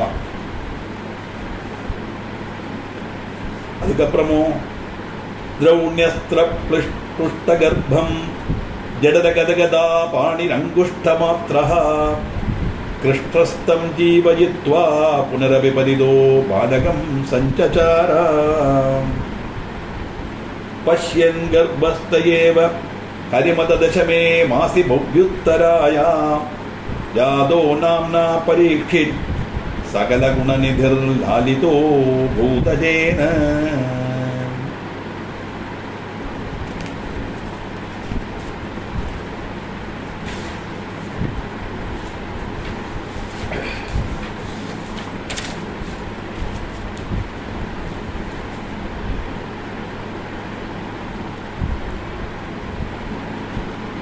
அஸ்வத்தமா தொடுத்து விட்ட பிரம்மாஸ்திரத்தினால உத்தரேட கர்ப்பத்தில் உள்ள சிசு தகிப்பிக்கப்பட்ட உடனே பகவான் கிருஷ்ணன் ஒரு தள்ளவிரல் பிரமாணத்தில் ரூபம் கை கொண்டு அந்த கையில கர்ப்பத்தை ஏந்தி கர்ப்பபாத்திரத்துக்குள்ள பிரவேசிச்சு, கையில கதை ஏந்தி கர்ப்பபாத்திரத்துல பிரவேசிச்சு அந்த சிசுவை புனர்ஜீவிப்பிச்சார்.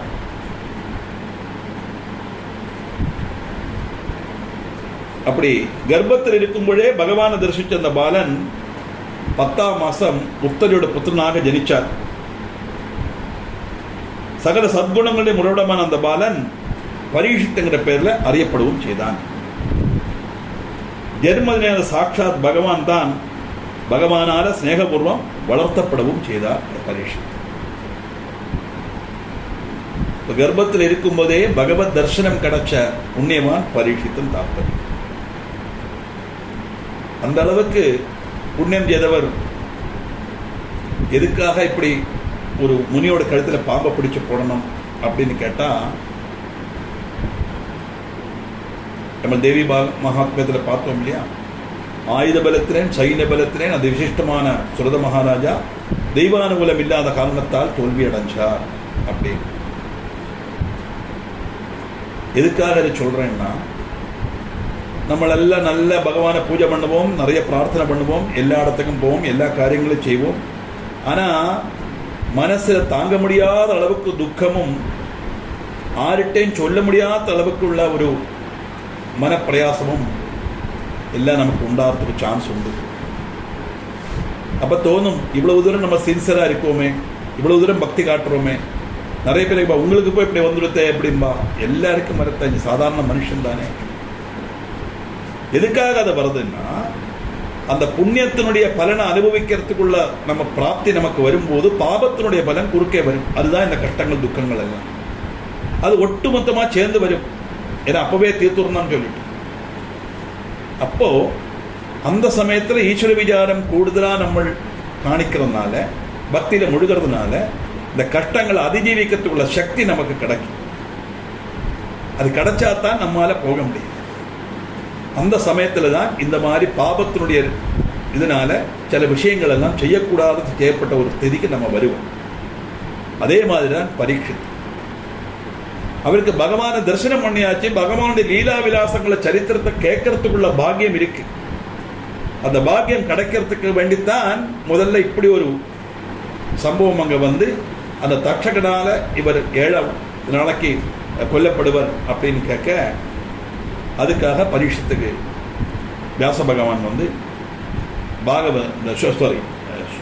சுகன் வந்து பாகவதத்தை சொன்னார் அப்படிங்கிறவர். அங்கேயோ தேவியினுடைய பிரபாவத்தை கேட்கறதுக்குள்ள ஒரு பாக்கியம் அந்த சுரதனுக்கும் வைசியனுக்கும் உண்டு. அதனாலதான் லௌகிகத்திலேருந்து அவளை விரக்தி வரணுங்கிறதுக்கு தான் அதுலேருந்து சரியான ஒரு உபதிரவம் அவளுக்கு வரும். இவருக்கு ராஜ்யம் நஷ்டப்பட்டது, அவனுக்கு சொத்தெல்லாம் நஷ்டப்பட்டது. அப்படி வரும்போது தான் அதில் ஒரு விச்சித்தி வரும், சம்சார விச்சத்தி, ஒரு வெறுப்பு வரும். அந்த வெறுப்பு வந்தால் தான் அவளுக்கு அடுத்தது கிடைக்கும். சுரத மகாராஜா எனக்கு ராஜ்யம் வேணும் கேட்டா, கொஞ்ச நாளைக்கு ராஜ்யம் பறிச்சுக்கோ, அதுக்கப்புறம் நீ சாவரணி மனுவா வருவ. சாவரணி மனுவா வர வேண்டிய வராக்கும் இந்த சுரத மகாராஜா. இந்த சாவரணி மனுவா ஆகிறதுக்கு முந்தி அந்த மனுஷ ஜென்மத்தில் உள்ள பாவங்கள் தீரணம், அதுக்குத்தான் அந்த கஷ்டங்களாகி அந்த புண்ணியத்தை செய்து அங்கே போகிறதுக்குள்ள சந்தர்ப்பம் கிடைக்கிறதுக்கு தான் காட்டுக்கு வரும். அதே மாதிரி சமாதியும் அப்படித்தான். அந்த காரணத்தினால்தான் பரீட்சித்து இப்படி ஒரு காரியத்தை செய்தான ஒழிய கர்ப்பத்தில் இருக்கும்போதே பகவானை தரிசனம் பண்ற பாக்கியம் கிடைச்சவன் பரீட்சித்து. ஜென்மரகிதனான சாட்சாத் பகவானத்தானே ஸ்நேகபூர்வம் வளர்த்தப்படுகிறது செய்தார். அந்த பகவத் அனுகிரகத்தினாலேயே பரீட்சித்து வளர்ந்து வந்தார். 12 ஸ்லோகம் வரைக்கும் நம்ம பார்த்தோம். இன்னும் 5 ஸ்லோகம் இருக்கு. அதோட மீனிங்கும் ஓரளவுக்கு எனக்கு தெரிஞ்ச அளவுக்கு பாகவதத்தில் உள்ள கதையும் நமக்கு இதில் டிஸ்கஸ் பண்ணலாம். டீட்டெயிலான சப்ஜெக்ட் அது. பாகவதம் நம்மளோட ஈஸியாக புரிஞ்சுக்கப்பட்டதெல்லாம் ரொம்ப டீட்டெயிலான சப்ஜெக்ட். நமக்கு அதை ஹிருஸ்வமாக அதை வாசிக்கு மனசிலாக்கிறதுக்கு தான் முடியும். அதனால் அது பேர் ஹிருஸ்வ பாகவதம்னே பேர். அதனால் சுருக்கமாக அந்த விஷயங்களை தெரிஞ்சுக்கலாம். தெரிஞ்சுக்கும் போது இதில் என்ன இருக்க விஷயங்கள் தெரியணுமானா பாகவதம் படிக்கிற ஒரு டெண்டன்சி நமக்கு வரும். பகவான் அனுகிரகிச்சா படிக்கலாம். அதுக்குள்ள பாக்கியம் பகவான் தன்னந்த பிரார்த்தனை பண்ணி ஒரு நிமிஷம் தியானம் பண்ணுவோம்.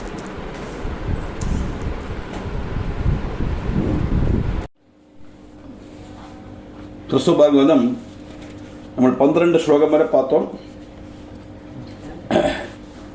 சகல சத்குணங்களுக்கு ரூடமான அந்த பாலன் பரீட்சித்துங்கிற பேரில் அறியப்பட்டான். ஜென்மரகிதனான சாட்சாத் பகவான் தான் பகவானால் ஸ்நேகபூர்வம் வளர்த்தப்படுகையும் செய்தார். அப்படி நம்ம சொல்லி நிறுத்தினோம். அப்படி ஜாதோ நாம்னா பரீட்சி சகல குணநிதர் லாலிதோ பௌதஜேன 12வது ஸ்லோகம் பார்க்கலாம். 12 பார்த்தோம். 12 தான் பார்க்கணும். 13 பார்க்கணும். மைத்ரேயோ பார்த்த வித்யோ விதுரயதிவரோ பிராதரம் சாம்பிகேயம் காந்தாரீம் சார்தராத்ரே வனமனயதஹோ தே தபశ్చக்ருருச்சைஹி தான் ஸ்மிருத்வா தர்மஜன்மாம் விதிதஹிருதய பவன் நாரதோ போஜயத்வம் மாமா சிந்தாகுலோ பூ குரிஹரி பஜனம் யஸ்ய லீலாஹி சர்வம்.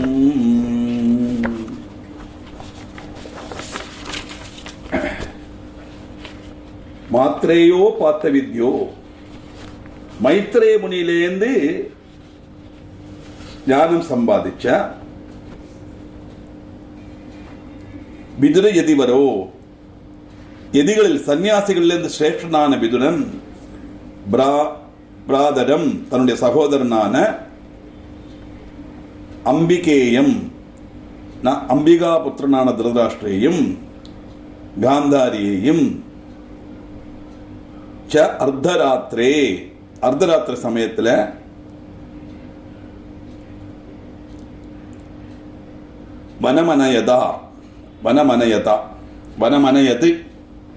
வனத்திற்கு கூட்டிட்டு போனார். இந்த அஹோங்கிறது எக்ஸ்கிளமேஷன் மார்க் ஆகும், ஆச்சரிய சின்னமாகும்.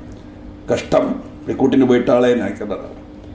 அதனால நாத்தே அவா தபశ్చக்ருச்சைஹி கடினமான தபசு செய்தான். அதுக்கப்புறம் தான் ஸ்மிருத்வா தன்னுடைய முன்னோர்களை நினைச்சு தர்மஜன்மா தர்மபுத்திரனான யுதிஷ்டிரன் வெதித ஹிருத அபவது பயங்கரமாக வருத்தப்பட்டார். நாரதோ போதயதம், நாரத மகர்ஷி அவரை போதிப்பிச்சார், உபதேசிச்சார். என்ன சொன்னார்? மாமா சிந்தா குலோபூஹு, நீ வருத்தப்படாதே, விஷமிக்க வேண்டிய அவசியம் இல்லை. உனக்கு இந்த விஷமத்திலிருந்து இது கிடைக்கணுமான என்ன செய்யணும்? குரு ஹரிபஜனம், ஹரிபஜனம் செய். நீ பகவானுடைய நாமாவை சொல்லு, ஹரிபஜனம் செய், உனக்கு இதிலிருந்து முக்தி கிடைக்கும். காரணம் என்ன? எஸ்ய லீலாகி சர்வம், இதெல்லாம் பகவானுடைய லீலைகளாக்கும். நான் வேர்டை பிரிச்சுள்ள மீனிங் தான் சொன்னேன், ஃபுல் மீனிங் என்னது பார்ப்போம். மைத்ரே மொழியிலிருந்து ஞானோபதேசம் ஸ்வீகரித்த யுதிஷ்டிரனான விதுரன் தன்னுடைய சகோதரனான திருதராஷ்டிரையும் காந்தாரியையும் அர்த்தராத்திரியிலேக்கு வனத்துக்கு கொண்டு போனார். இதெல்லாம் கழிஞ்சு ராஜ்யபாரம் எல்லாம் கிடைச்சாச்சு. உடனே காந்தாரியும் திருதராஷ்டிரன் சொல்லுவா, எங்களுக்கு தபஸ் பண்ண போனோம் அப்படின்னு சொல்ல குந்தி தேவியும் கூட போயிடுவாள். அப்படி 3 பேரையும் விதுரர் வனத்துக்கு கூட்டிட்டு போறார். அங்க அவ கடினமான தபஸ் அனுஷ்டிச்சா. பண்டு காலத்துல க்ஷத்ரிய தர்மம் அனுசரிச்சு பையன் ராஜாவுடைய புத்திரன், ராஜபுத்திரன் யுவராஜாவா பட்டாபிஷேகம் பண்ணி, அந்த பட்டாபிஷேகம் கழிஞ்சு கொஞ்ச நாளைக்கு மகாராஜா அந்த யுவராஜாவோட பரணத்தை மேல்பார்வை பார்ப்பார். எல்லா ரீதியிலையும் சாத்விகமான ஒரு பரணம் இவன் நடத்துறான் அப்படிங்கிறத தெரிஞ்சு இவன் நல்ல ஒரு பூர்ணமான ஒரு ராஜாவாயிட்டான், ஒரு ஃபுல் ஸ்விங்கில் ஒரு கிங் ஆயிட்டான் தெரிஞ்சா ராஜ்யபுரத்தை கூட அவளுக்கு கொடுத்துட்டு இவர் தபஸ் பண்ண போயிடுவான். இதுதான் பண்டு காலத்தில் க்ஷத்ரிய தர்மம் அனுசரிச்சு. அது அப்படியே அந்த தபஸ்லேயே அப்படியே அவளுக்கு அங்கேயே மோட்சம் ஆயிடும். அதுக்கப்புறம் அவளை பற்றி கதையில வராது. அதே மாதிரி திருதராஷ்டிரர், ஏன்னா 50 குழந்தைகளும் போயாச்சு, ராஜ்யமும் யுதிஷ்டிரன் கையில போயாச்சு, இனி நமக்கு இங்க என்ன வேலை அப்படின்னு காந்தாரியமா தபஸ் பண்ண பொறுத்த குந்தி தேவியும் போறார். இவாளெல்லாம் போய் கடினமான தபஸ் அனுஷ்டிக்கிறார், விதுரரும் கொண்டு வைக்கிறார். அப்படி இருக்கும்போது தன்னுடைய வந்திரான முதிர்ந்தவாளை நினைச்சு யுதிஷ்டிரன் அதீவ துக்கத்தில் ஆனார். ஏன்னா அங்க பெரியப்பாவும் பெரியம்மையும் மட்டுமல்ல, சொந்த அம்மையும் அவ கூட போயிட்டான். அதுதான் அடுத்த ஜெனரேஷன் வந்தாச்சு, இனி நமக்கு என்ன காரியங்கிற மாதிரி அர்த்தத்தில் அல்ல, க்ஷத்ரிய தர்மம் அனுசரித்து தபசுக்கு போயிட்டான். அதை நினைச்சு அதீவ துக்கிதனாரான். நான் கஷ்டப்படுற காலத்துல எல்லாம் கூட இருந்தா, இன்னைக்கு சௌக்கியமா ராஜ்யபரணம் நடத்தும் போது அம்மையும் கூட இல்லை, பெரியப்பாவும் பெரியமையும் ஒன்றும் கூட இல்லை, எல்லாரும் காலத்துக்கு போயிட்டாலே அப்படின்னு நினைச்சு வருத்தப்படுகிற சமயத்துல அங்க நாரத மகர்ஷி பிரதிஷ்டப்பட்டார். யுதிஷ்டிரா, நீ வருத்தப்பட வேண்டிய அவசியம் இல்லை, பகவான் ஸ்ரீஹரிய பஜனம் பண்ணு, இந்த லோகத்தில் என்னெல்லாம் சம்பவிக்கிறதோ அதெல்லாம் பகவானுடைய லீலைகளாக்கும் அப்படின்னு உபதேசம் பண்ணினார் அப்படின்னு வருது. அதெல்லாம் இந்த பாகவதத்தில் வரப்பட்ட இந்த விஷயங்கள் எல்லாம் நம்ம பாகவதம் வாசிக்கிறதையும் சரி, பாகவத பிரவச்சனம் கேட்கறதையும் சரி, இல்லை நம்மளே புக்கை பார்த்து மனசிலாக்கின்றாலும் சரி, நமக்கு இதிலிருந்து கிடைக்கக்கூடிய மெசேஜை நம்மளை அதே மனசில் வச்சுக்கணும். அதனால தான் அந்த பாகவதம் வாசிக்கிறதுலையும் சப்தாகத்துக்கு போறதுலையும் உள்ள பிரயோஜனம் நமக்கு கிடைக்கும் தாற்பயம். என்ன நிச்சயமா யுதிஷ்டிரன் பெரியப்பாவாகும் பெருமையாக்குங்கிற ஒரு வித்தியாசம் ஒன்றும் காட்ட மாட்டான். தர்மபுத்திரனாக பேரு, தர்மத்துக்கே புத்திரன்னா தர்மத்தினுடைய உறவிடம், அதுதான் யுதிஷ்டிரன்.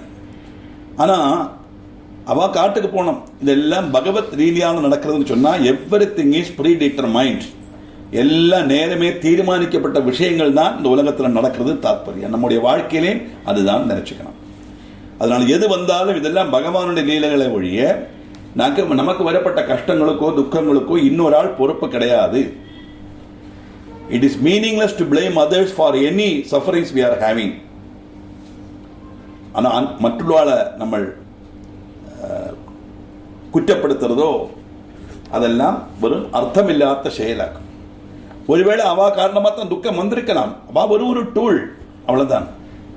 அதுக்கு காரணபூதமா இருக்கிறது நம்முடைய பாவங்கள், இதெல்லாம் பகவானுடைய லீலைகளாக்கும், அப்படி தெரிஞ்சுக்கோ அப்படிங்கிறார். ஏன் நாரதர் அங்க வரணும்? ஏன்னா தத்துவங்களும் கூட தெரிஞ்சுக்கணும். அதெல்லாம் நாரதர்னா யாரு? பிளாஸ்டிக் மாலையை போட்டு வீணை கழுத்தில் வச்சுண்டு நாராயணா நாராயணான்னு போற மாதிரி சினிமா எல்லாம் பார்க்குறோமே, அவர் கிடையாது. ரொம்ப கஷ்டப்பட்ட ஒரு குடும்பத்தில் ஜனிச்சவராக்கும். அதுல பகவத் அனுகிரகத்தினால அவருக்கு திரிலோக சஞ்சாரிங்கிற பதம் கிடைச்சது. நாரதர்னு சொன்னா தூய்மைப்படுத்தப்பட்ட புத்தின்னு அர்த்தம். அதாக்கும் தத்துவம். பாருங்க, நமக்கு ஒரு ப்ராப்ளம் வந்தது, அது எப்படி சால்வ் பண்ணணும் தெரியலை, ரொம்ப கஷ்டப்பட்டு இருக்கோம். அப்படி இருக்கும்போது நம்ம என்ன சொன்னார்? நீ பகவானுடைய ஹரியுடைய நாமத்தை சொல்லு, ஹரிய பஜனம் பண்ணு, பாகவதமானத்தினால ஹரிய பஜனம் பண்ணுன்னு சொன்னார். இப்போ எப்பெல்லாம் நமக்கு ஒரு அன்சால்வ்டு ப்ராப்ளம்னு வந்தது, இல்லைன்னா நம்மால் ஒரு தீர்மானம் எடுக்க முடியாத ஒரு கஷ்டம் வந்தது, ஒரு பிரச்சனை வந்தது, ஒரு ப்ராப்ளம் வந்ததுன்னா ஒரே வழி, சாந்தமாக ஒரு இடத்துல இருந்து பகவானை, எனக்கு இஷ்டமுள்ள பகவானை மனசில் நினைச்சுன்னு தியானம் பண்ணினா அந்த மனசு அப்படியே அந்த அந்த விஷமங்கள்லாம் குறைஞ்சு குறைஞ்சு குறைஞ்சு குறைஞ்சு குறைஞ்சு மனசு சாந்தமாகும். திரைமாலை இல்லாத கடல் மாதிரி சாந்தமாக இருக்கும். திரைமாலையே இருக்காது. மற்றவங்க இடத்துல கோவளம் பீச் மாதிரி வச்சவங்கள அப்படியே இருக்கு, வெள்ளம் மாத்திரம் இருக்கும், அலையே இருக்காது. அந்த சமயத்தில் தான் நம்மால் ஒரு தீர்மானம் எடுக்கப்படுது. அந்த புத்தி இந்த புத்தியில் நமக்கு அது உதிக்கும், என்ன தீர்மானம் எடுக்கலாம்ங்கிறது. இதுதான் பல இடங்களில் நாரதர் வரா. அப்போ நாரதர் வந்தால் கலகம் வரும் சொல்லாலே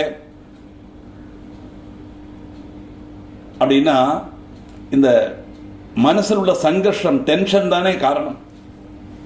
அப்போ புத்தி வரும். புத்தி நம்ம அதில் பயன்படுத்தும் போது இந்த டென்ஷன் என்ன காரணத்தினால வருது, இது என்ன செய்யலாம், இது அப்படி செய்தால் இது நல்லா இருக்குமா, இப்படி செய்தால் நல்லா இருக்குமா, இதனால அது வருமா, அதனால இது வருமா, அப்படிங்கிற அந்த எண்ணங்கள் மனசில் ஓடிண்டே இருக்கும். அதைத்தான் கலகம் சொல்லப்பட்டது. கடைசியில் நம்முடைய தெளிஞ்ச புத்தியில் நமக்கு ஒரு சொல்யூஷன் கிடைக்கும், ஒரு உபாயம் கண்டுபடுத்துவோம். அந்த சொல்யூஷனில் வரும்போது நமக்கு அது கரெக்டாக சரியான ஒரு டெசிஷன் எடுக்கிறதுக்குள்ள சக்தி அந்த ப்ராப்ளத்தை நம்ம சால்வ் பண்ணலாம், அந்த கஷ்டத்தை நம்ம அதிஜீவிக்கலாம். தாத்பரியம் இதுதான் நாரதர் அப்படின்னு தாத்பரியம். கதையா சொல்லும்போது நாரதர் வந்தார், உபதேசிச்சார் அப்படின்னு. அப்படி நாரதர் உபதேசம் கேட்டார் யுதிஷ்டிரன். எப்படி? தர்மாத்மா தர்மசூனு சகலஹிதகர சர்வதோ துர்நிமித்தம் பஷ்யன் பப்ரச்சபேதோர்ஜுனமபி குஷலம் துவாரவத்யாம் யதூனாம் ஆஸ்தே கிருஷ்ண சுகம் வா பிதர்சகஜகளத்ராத்மஜாத்யைன சமேதோ யத்தோர்தண்டேன குப்தம் யதுபுரமகுதச்சித்பயா யாதவாஸ்ச.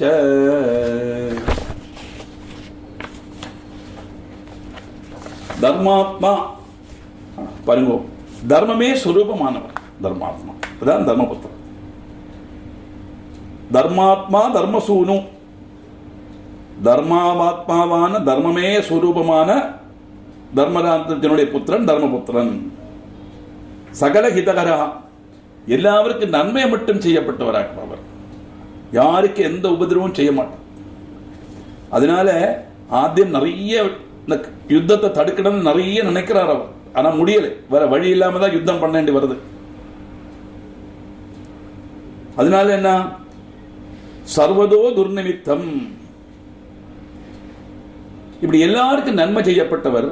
ஆனா எல்லா வசங்கள்ல இருந்தும் அசுபமான லட்சணங்கள் தான் நமக்கு வருது, அவருக்கு கிடைக்கிறது இல்லையா? எப்பேற்பட்டவர் தர்மிஷனா இருந்து கூட எவ்வளவு கஷ்டம் மகாபாரதத்தை நம்ம பார்த்தோம் இல்லையா? அப்படி வந்த உடனே என்னாச்சு? பப்ரச்ச பீதஹா, பயத்தோட ஆகுலதியோடு அவர் கேட்கிறார். அர்ஜுனம் அபி, அர்ஜுனங்கிட்டையும் கேமத்தை குறித்து, துவாரகையில் உள்ள யாதவருடைய காரியங்கள், ஸ்ரீகிருஷ்ணன் இருக்காரா, சுகமா இருக்காரா, அவருடைய பிதிரு சகஜ கலத்திர ஆத்மஜ ஆதைஹி பலமதுரை சேர்த்து வரும்போது பிது சகஜ கலத்திர ஆத்மஜாத்யைஹி அப்படின்னு சொல்றோம் இல்லையா? அப்பா, சகோதரங்கள், பத்னிமார், புத்திரன்மார் இவெல்லாம் கூட ஆருடைய பாகுபலத்திலாகவும் சம்ரட்சிக்கப்படுறா. சமேதா எது தோர்தண்டேன குப்தம், குப்தம்னா ரட்சிக்கப்படுறதுன்னு அர்த்தம். எத் தோர்தண்டேன, ஆருடைய பாகுபலத்தால, யாருடைய சகாயத்தில் ரட்சிக்கப்படுறாளோ. எதுபுரம், எதுனா யாதவ குலம். அந்த யாதவபுரி, யாதவபுரிங்கிறது என்னது? துவாரகை. அகிருதச்சித் பயா, ஒன்னே பயப்படாம யாதவாஷ்ச, யாதவாளும். இது வாக்கியம். என்ன வாக்கு அந்த ஸ்லோகம் அப்படின்னா, எல்லாருக்கும் நன்மை செய்யப்பட்ட தர்மாத்மாவான யுதிஷ்டிரன் எங்கும் பயானகமான துர்நிமித்தங்கள் கண்டா ஒன்னு அஸ்வஸ்தனானார். ஏன்னா ட்ரபிள்ஸ் வில் கம் டுகெதர்னு சொல்லுவா இல்லையா? ஒரு லெவல் வரை எல்லாம் நமக்கு தாங்கிக்கலாம், எல்லாம் கூட சேர்ந்து வந்தால் நம்ம என்ன பண்ண முடியும் மனுஷன் இல்லையா? ஏன் அப்படி வருது? சத்கர்மங்கள் நிறைய பண்றோம், நல்லவனா இருக்கும், ஆனா நமக்கு எல்லா விதமான கஷ்டங்களும் வருதே. மனசுக்கும் சரீரத்துக்கும் குடும்பத்திலையும் பார்த்தா நிறைய ஈஸ்வர விசாரம் பஜனம் எல்லாம் பண்ணப்பட்டவா, நிறைய பூஜாதி கர்மங்கள் சப்தாகம் அது இது என்னென்ன உண்டோ தன்னுடைய ஜீவனமே அதுக்குன்னு அர்ப்பிச்சவா நிறைய இருப்பாளே. ஆனாலும் அவளுக்கு இந்த கஷ்டங்கள்லாம் வரத்தானே சேருது. ஏன் அப்படிங்கிற சந்தேகம் வரும். அந்த சந்தேகம்தான் இங்கே யுதிஷ்டிரனுக்கும் வருது. இதுக்காகனா நமக்கு கிடைக்கக்கூடிய மெசேஜ் ஆக்க நான் முதல்ல சொன்னேன், இதெல்லாம் என்னைக்கும் நடந்த கதைகள் கிடையாது, நமக்கு மனசை சீர்படுத்துறதுக்காக சொல்லித்தரப்பட்ட விஷயம். அது சிம்பிளா சொல்றேன், பாப புண்ணிய மிஸ்ரதமானது மனுஷ ஜென்மம். புண்ணியத்தினுடைய பலம் நாம செய்யப்பட்ட எல்லா இப்ப படிக்கிறோமே விஸ்வபாகவதம் புண்ணியமான காரியம். அது பகவானுடைய பிரபாவத்தை வர்ணிக்கப்பட்ட ஸ்ரீமத் பாகவதத்தை கேட்கறதுக்குள்ள பாக்கியம் நம்ம கிடைக்கிறதுன்னு சொன்னா அதை நம்ம சுருக்கமா படிக்கிறோம், அவ்வளவுதான் வித்தியாசம்.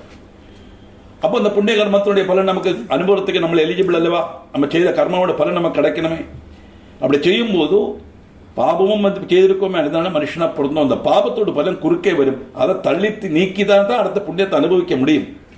அதுதான் நிறைய காரியங்கள் புண்ணியகரங்கள் பண்ணும்போது நமக்கு வரப்பட்ட கஷ்டங்கள் துக்கங்கள்லாம் கூடுதல் வருது தாற்பயம். ஏன் கொஞ்சம் கொஞ்சமா தரப்படாதான இந்த புண்ணியகரமம் அனுபவிக்கிறதுக்குள்ள ஒரு எலிஜிபிலிட்டி வந்தாச்சு, அதை அனுபவிக்கணும், காலதாமசம் படாது. ஆனால் அதே சமயம் எம்படு ப்ராப்ளம் வந்தாலும் அதை சால்வ் பண்றதுக்குள்ள சக்தி நமக்கு கிடைக்கும் அந்த புண்ணியகர்மத்தினுடைய பலத்தினால. பாபம் இல்லாம ஆயிடாது, பாபத்தை அனுபவிக்கிற சக்தி நமக்கு கிடைக்கும், அனுபவிச்சது இல்லாம ஆக்கலாம். இதாக்கு ரீசன். இது யுதிஷ்டிரனுக்கு தெரியாதது கிடையாது, இருந்தா நமக்காக சொல்றார். துவாரகையிலிருந்து மடங்கி நிறுத்தின அர்ஜுனன் கிட்ட அவர் யாதவருடைய க்ஷேமத்தை குறித்து கேட்கிறார். துவாரகையில் யாதவருக்கெல்லாம் சுகந்தானா?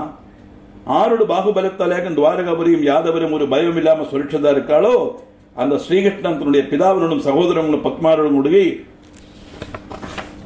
சௌக்கியமா இருக்காரா அப்படின்னு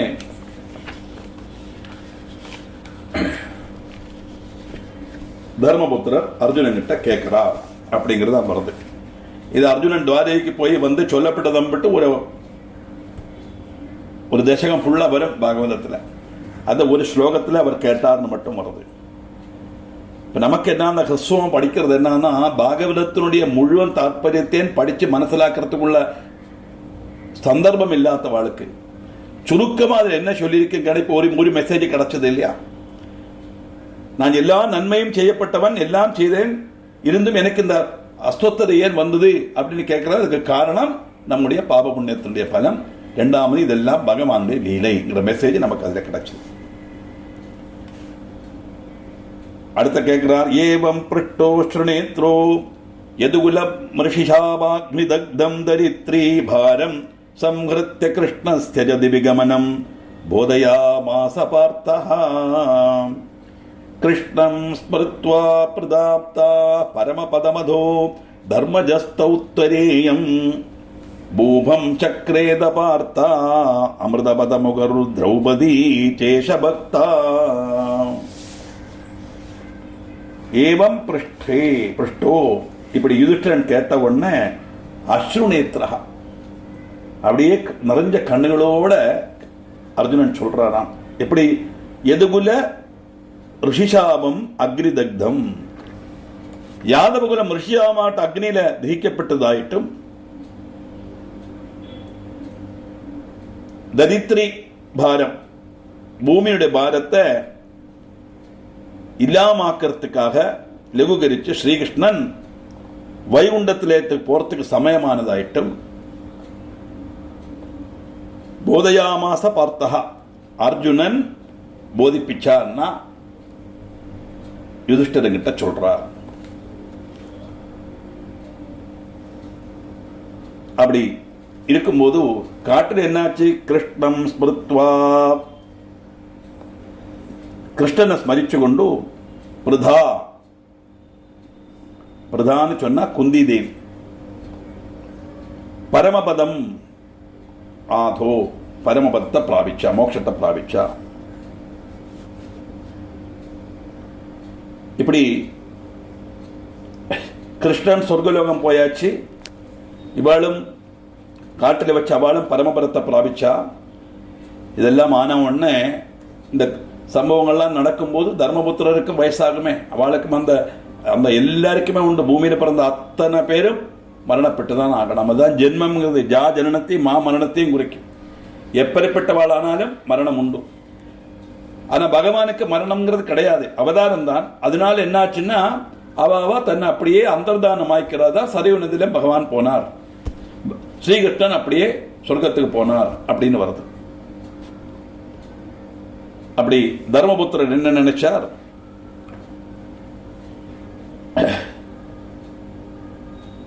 துவைத்ரேயம் உத்தரிட புத்திரான பரீட்சித்த பூபம் சக்கரே ராஜாவாய் வாழ்ச்சார். மதபார்த்தா பின்ன பாண்டவன்மார் அமிர்தபதம் அகுஹு, அமிர்தபதத்தை பிராபிச்சா. அமிர்தபதம்னா மோட்சத்தை பிராபிச்சான்னு அர்த்தம். திரௌபதி ச இஷ, திரௌபதியும் பகவானுடைய பக்தியினால மோட்சத்தை பிராபிச்சா. துவாரகைக்கு போயிட்டு வந்த அர்ஜுனன் துவாரகையில் என்ன எப்படி எல்லாரும் சௌக்கியமா இருக்காளான்னு குஷலம் எல்லாம் கேட்ட உடனே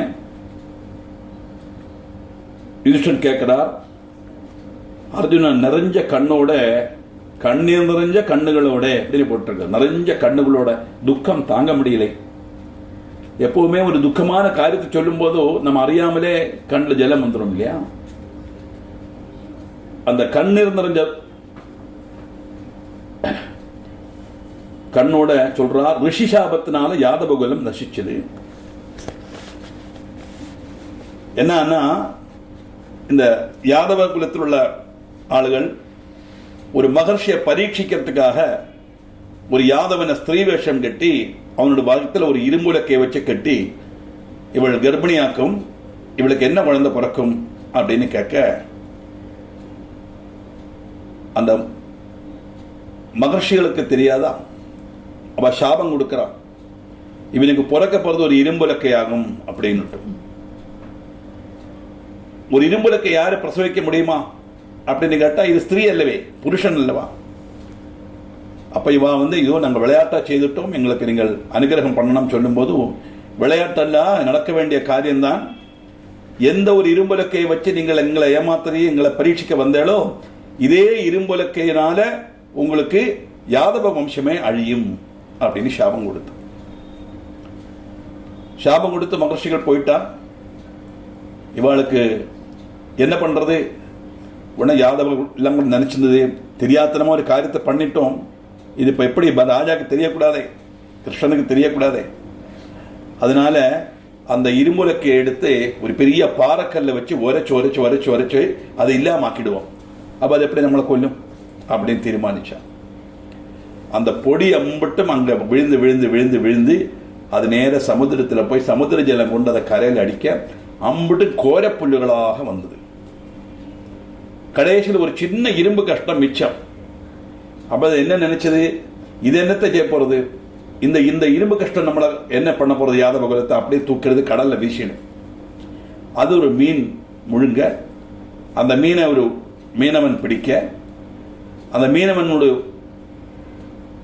பிடிச்ச மீனோட வயத்திலேருந்து அந்த ஒரு இரும்பு கஷ்டம் கிடைக்க, அது ஒரு வேடன் கையில கிடைச்சு, அந்த வேடன் பட்சிகளை வேட்டையாடுற மாதிரி வேடின்னு இருக்கும்போது எல்லாம் கழிஞ்சு கடைசி சொர்க்காரோண சமயமாகறத பகவான் மரத்து மேலே அப்படி உட்கார்ந்துருப்பார். அவருடைய காலுடைய கட்டுவரல் இப்படி அழகா இருக்கும். அதை பார்த்த உடனே இது அழகான சுண்டுள்ள ஒரு பட்சி அப்படின்னு நினைச்சுண்டு இந்த வேடன் இந்த சின்ன கஷ்டம் மிச்சம் கிடைச்சதே அதை வச்சு ஒரு அம்போடு ஒரு அம்பை வச்சு அதை கூர்மையாக்கி அம்பாயிட்டு வச்சு அந்த அம்பை வச்சு ஐயறான். ஏன்னா யாதவகுலம் இந்த உலக்கையால இரும்புலக்கையால நசிக்கும் சொன்னவொன்னா யாதவகுலத்துல தானே பகவானும் அவதரிச்சிருக்கார் அல்லவா? அதனால அவருக்கும் அந்த கடைசியில் அந்த ஸ்ரீகிருஷ்ண அவதாரம் பூர்த்தி ஆகிறது அந்த இரும்புலக்கையால தான் தாற்பயம். அதைத்தான் மகர்ஷிகளுடைய சாபத்தினால அந்த ரிஷியாபத்தால யாதவகுலம் நசிச்சது. அதோட பூபாரம் நிறுத்தி பகவான் ஸ்ரீகிருஷ்ணன் தன்னுடைய அவதாரத்தை பூர்த்தியாக்கி வைகுண்டத்துக்கு போனார் அப்படின்னு அர்ஜுனன் அறிவிச்சார். பரித்ராணாய சாதுனா விநாசாய துஷ்கிருதாம் தர்ம சம்ஸ்தாபனார்த்தாய சம்பவாமி யுகே யுகே. இதான கீதாச்சாரோட வாக்கு இல்லையா? பரித்ராணாய சாதுனாம், சாதுக்களை ரட்சிக்கிறதுக்கும், விநாசாய துஷ்கிருதாம், துஷ்கர்மங்கள் செய்யப்பட்டவளை இல்லாமாக்கிறதுக்கும், தர்ம சம்ஸ்தாபனார்த்தாய தர்மத்தை ஸ்தாபிக்கிறதுக்காக ஓரோ யுகந்தோறும் நான் அவதரிப்பேன் அப்படின்னு அவர் சொன்னார். இப்ப பூபாரத்தை தீர்த்து பகவான் ஸ்ரீகிருஷ்ணனுடைய அவதாரம் பூர்த்தியாக்கி வைகுண்டத்துக்கு போனார்னு சொல்லி அந்த விஷயத்தை சொல்ல, இந்த வார்த்தை கேட்ட குந்தி தேவியும் பகவானை தியானிச்சுண்டு மோட்சத்தை பிராபிச்சார். அதுக்கப்புறம் யுதிஷ்டிரன் உத்தரேட புத்திரனான பரீட்சித்த ராஜாவாய் அபிஷேகம் செய்தார். பின்ன பாண்டவாளும் பகவத் பக்தனான திரௌபதியும் இந்த லோக ஜீவிதம் பிடிஞ்சு சாஸ்வதமான பரமபதத்தை பிராபிச்சா அப்படின்னு வருது. ஒரு விஷயம் கூட இதுல ரிஷபாகவதத்தில் இல்லை, இருந்தாலும் தத்துவத்தை நம்ம தெரிஞ்சுக்கணும். இந்த பாண்டவாள்னா யார், திரௌபதினா யார்? இந்த மகாபாரதம்ங்கிறது ஒரு சித்தப்பா பெரியப்பா குட்டிகள் தம்மில் உள்ள சண்டை, வஸ்து தர்க்கம், அப்படி அல்ல. அது கதை, நமக்கு சொல்லிட்டு கதை. இந்த மகாபாரதம்ங்கிறது என்னைக்கோ எங்கேயோ நடந்ததல்ல. இன்னைக்கும் இப்பவும் நாளைக்கும் வரப்பட்ட நாளைக்கும் இந்த பூலோகம் இருக்கிற வரைக்கும், அடுத்த சிருஷ்டி தொடங்கினா அதுவும் தீர்ற வரைக்கும், என்னைக்கும் எப்பவும் எல்லாருடைய மனசில் நடக்கப்பட்டதுதான் அந்த மகாபாரதம்.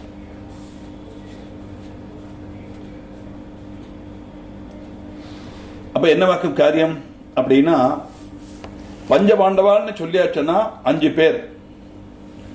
அது 5 ராஜகுமாரன்மார் கிடையாது. நமக்குள்ள இருக்கிற 5 குணங்கள், அது 5 பேர். தர்மம், பலம், வீரம், நல்ல குணம், குடும்பத்தினுடைய இதை சம்ரட்சிக்கிற குணம், சகன சக்தி, க்ஷமை, பேஷியன்ஸ். இந்த 5 தான் பஞ்சபாண்டவம். நமக்குள்ள இருக்கிற எந்த ஒரு சக்தியும் எந்த ஒரு குணமும் பிரவர்த்திக்கணுமான சக்தி வேணும் இல்லையா? கண்ணுக்கு பார்க்கக்கூடிய சக்தி, காதுக்கு கேட்கக்கூடிய சக்தி, மூக்குக்கு முகரக்கூடிய சக்தி, நாக்குக்கு ருசிக்கக்கூடிய சக்தி, கைக்கு ஸ்பர்சிக்கக்கூடிய சக்தி. ஆனா சக்தி ஒண்ணுதான் உண்டு. இப்ப எலக்ட்ரிசிட்டி ஒண்ணுதானே உண்டு. அது மூலமா தானே ஃபேனு, ஃப்ரிட்ஜ் எல்லாம் ஒர்க் பண்றது. இந்த எலக்ட்ரிசிட்டி இல்லைன்னா எல்லா இந்த உபகரணங்களும் ஒர்க் பண்ணாது, அப்படியே இருந்துடும். ஒவ்வொன்றுக்கும் ஒவ்வொரு தனி இது கிடையாது. எத்தனை கருவிகள் நம்ம வச்சாலும், எம்பிட்ட இடத்துல வச்சாலும், எத்தனை உலகத்துல வச்சாலும், எம்பிட்ட லைட்டு போட்டாலும் எல்லாத்துக்கும் அந்த எனர்ஜியை கொடுக்கறதே ஒண்ணுதான். அதுதான் எலக்ட்ரிசிட்டி, வித்யுத் சக்தின்னு சொல்றோம். அதே மாதிரி தான் நம்முடைய குணங்கள் எல்லாம் செயல்படுத்த உள்ள சக்தி ஒண்ணுதான் உண்டு. அந்த சக்தி தான் திரௌபதி, பாஞ்சாலி. அல்லாமைக்கு ஒரு ராஜகுமாரி 5 கணவனை கல்யாணம் பண்ணிட்டாங்கிறது கிடையாது. இந்த பர்த்தாவை தவிர வேறொரு புருஷனோட அவள் தொடர்பு கொண்டாலே அவளுக்கு பாதிவிருத்தியம் போயிடும் அப்படின்னு சொல்லப்பட்ட நம்ம சாஸ்திரம். பதிவிரதா ரத்னங்கள்ல திரௌபதியோட பேர் எப்படி சொல்லலாம், அகல்யோட பேர் எப்படி சொல்லலாம் அப்படின்னா, நாம நினைக்கிற மாதிரி அது ஒன்றும் ஸ்திரீகள் கிடையாது. இந்திரஸ்ய சக்தி இந்திராணி அப்படின்னு தாக்கம். அப்போ இங்க அர்ஜுனன் சொல்லப்பட்டதும் தர்மபுத்திரர் சொல்லப்பட்டதும் எல்லாம் நாம தான் நமக்குள்ள இருக்கிற குணங்களாக்க மஞ்சா பிரியறதுன்னு தாற்பயம். அப்படி மனுஷத்துக்குள்ள மனசுக்குள்ள நல்ல குணங்கள் 5 தான் இருக்கும். ஆனா கெட்ட குணங்கள் ஏராளமா இருக்கு. அந்த கெட்ட குணங்கள் தான் கௌரவர்கள். அதனால அதுவா 101, இது 5, ஒரு சங்கையிட்டு சொன்னது அவ்வளவுதான். அப்போ இந்த கெட்ட குணங்கள் வரும்போது என்ன ஆகும்? நல்ல குணங்கள் செயல்பட முடியாது. அதே நேரத்தில் எது தப்பு எது சரி தெரியாது. நம்ம ஒரு பிளைண்டா அதை நம்ம செயல்பட தொடங்குற நிலைமைக்கு நம்ம வந்துருவோம். நம்ம மனசு அதுல போயிடும். அந்த சமயத்துல நமக்கு செய்யறது தப்பா ரைட்டா தெரியாது. ஒரு கண்மூடித்தனமா நம்ம எல்லா காரியத்தையும் செய்வோம். அந்த கண்மூடித்தனமா எல்லா காரியத்தையும் செய்யப்பட்ட அந்த அவஸ்தை தான் திருதராஷ்டிரன் கண் தெரியாது அப்படின்னு சொல்றது. அப்ப அந்த அவஸ்தையில் இருக்கப்பட்ட சக்திக்கும் கண் தெரியாதே, அதனால குந்தி தேவி காந்தாரியும் தன்னுடைய கண்ணை கட்டிண்டா அப்படின்னு வருது.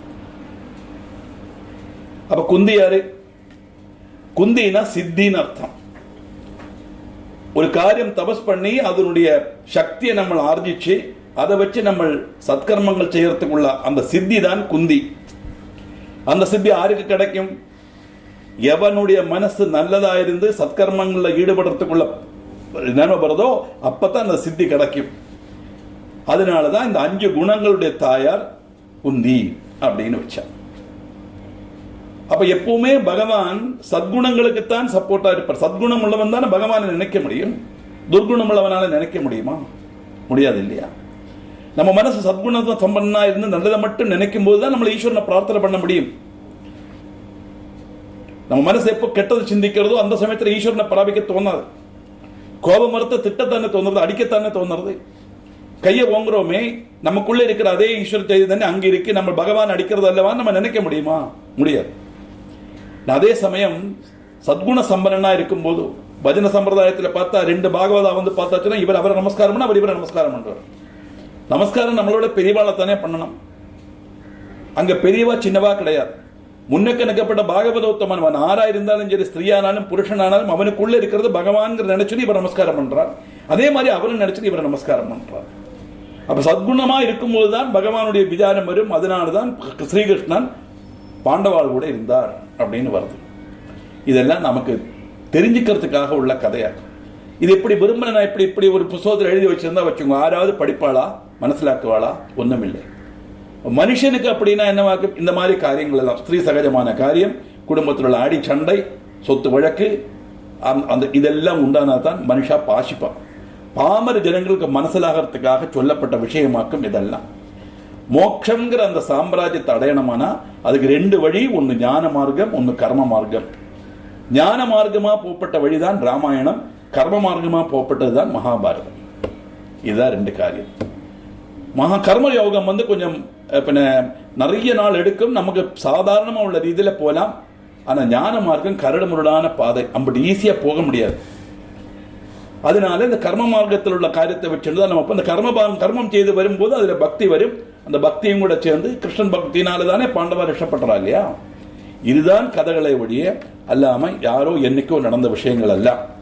நிறைய பேருக்கு சந்தேகம் வந்து கேந்திரக்கு நினைக்கிறேன், 5 பேரை கல்யாணம் பண்ணினாலே ஜேஷ்ட பிராதா பிதா சமகான்னு சொல்லப்பட்ட நம்ம வாக்கியம், குடும்பத்தில் மூத்த அண்ணானா அப்பாக்கு சமானம், அப்ப மன்னினா அம்மைக்கு சமானம் இல்லையா? அப்ப தர்மபுத்திரரும் திரௌபதியும் அப்பா அம்மையா. 2026 அப்பா அம்மை, 27 பீமனுக்கு பொண்டாட்டி, 2028 அர்ஜுனுக்கு பொண்டாட்டி. ஓரோ வருஷம் மாறி மாறி வரும். அப்ப அது எப்படி சரியாகும்? அந்த ஆப்த வாக்கியமே இல்லாம ஆயிடுறது இல்லையா? அதிலிருந்தே தெரிஞ்சுக்கணும், திரௌபதி ஒரு பொண்ணு கிடையாது. அந்த திரௌபதிங்கிறது பிரவர்த்தன சேஷி உள்ள சக்தி, பவர் டு டூ. இந்த கை இருந்தா போறாது, இந்த கையால இப்ப நம்ம காட்டுறேனே, புக் எடுக்கிறேனே,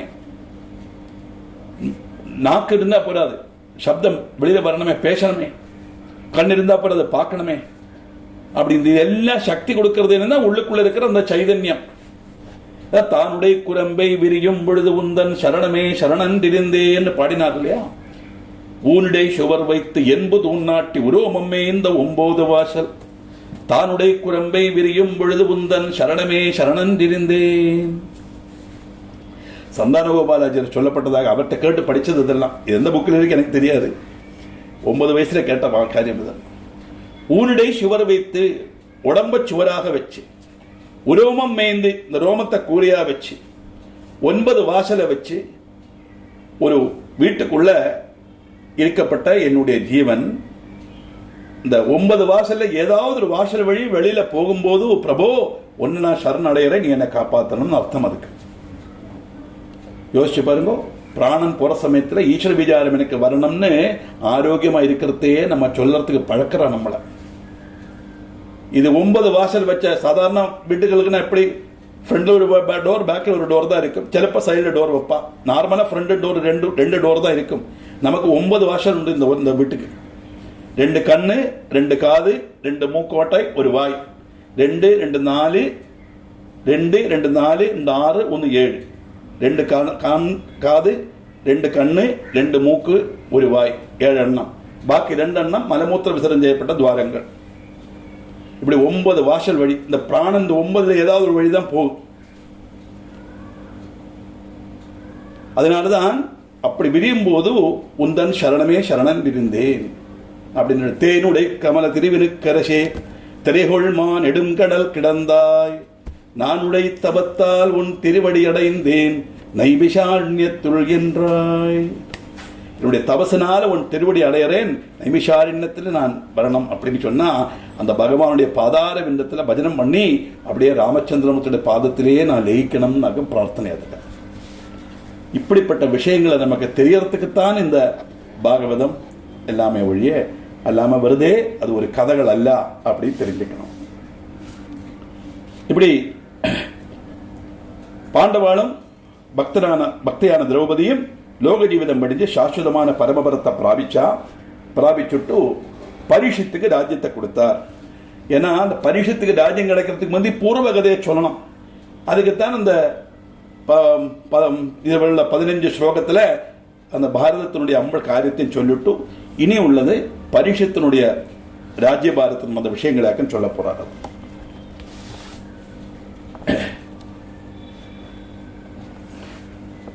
ராஜ்யம் குர்வன் பரீட்சின் நரபதிர ஸ்ருணோத் பாண்டவான் கிருஷ்ண பக்தான் ஆத்மானம் சாஸ்திரதக்தம் புனரபிஹரிதத்தாயுஷம் பக்தவர்யः குர்வாணோ திக்ஜயம் ச பிரபுரிமிதி பல பர்யடன் சஸ்திரபாணி குரூபௌ பூமி தர்மௌ கிருஷதர பபுஷௌ திருஷ்டவான் துக்கசித்தௌ.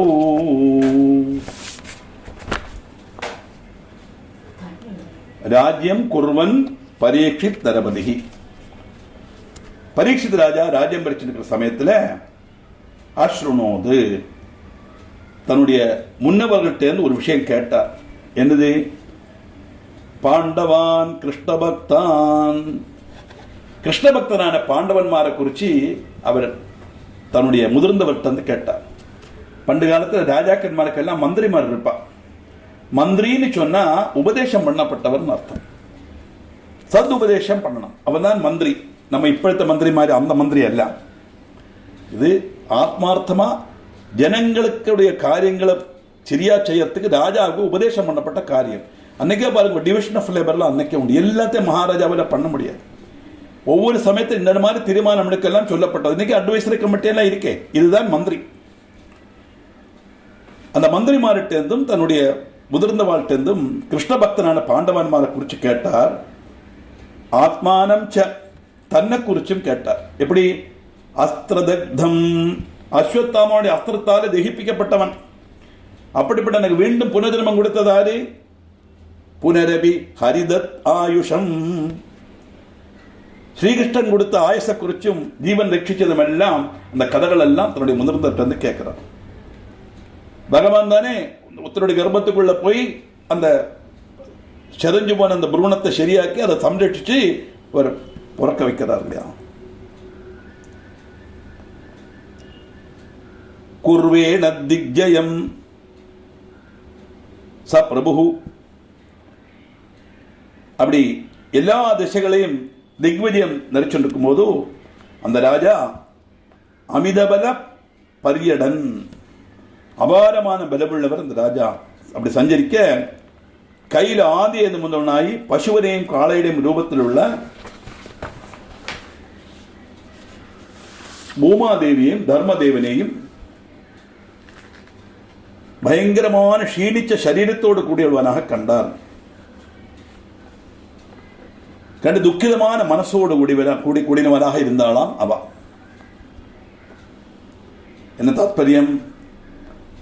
பக்த சிரேஷ்டனான பரீட்சித்து ராஜா ராஜபரணம் நடத்தி நிற்கிற சமயத்தில் பாண்டவன்மாருடைய அஜஞ்சரமான கிருஷ்ண பக்தியை பற்றியும் தான் கர்ப்பஸ்த சிசுவாக இருக்கும் போதே அஸ்வத்தாமாவோட அஸ்திரமேற்று பிராணம் போக வேண்டிய நிலைமை வந்த உடனே பகவான் ஸ்ரீகிருஷ்ணன் தான் அனுகிரகம் பண்ணி தனக்கு ஜீவன் நல்கிறது பற்றிய விஷயங்களும் எல்லாம் தன்னுடைய முன்னோர்கிட்ட தெரிஞ்சின்றான் பரீட்சித்.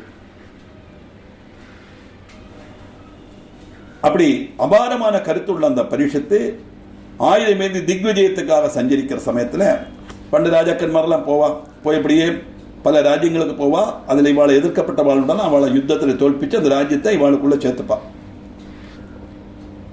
பார்க்கும்போது பயங்கரமான துக்கிதராயும் சரீரம் மெலிஞ்சு க்ஷீணிச்சவராயும் உள்ள ஒரு பசுவையும் காளையிட ரூபந்தரிச்ச பூமாதேவியையும் தர்மதேவனையும் கண்டுமுட்டினார். பசுவோடும் காளையின் ரூபந்தரிச்ச பூமாதேவியையும் தர்மதேவனையும் அவர் பார்த்தார்.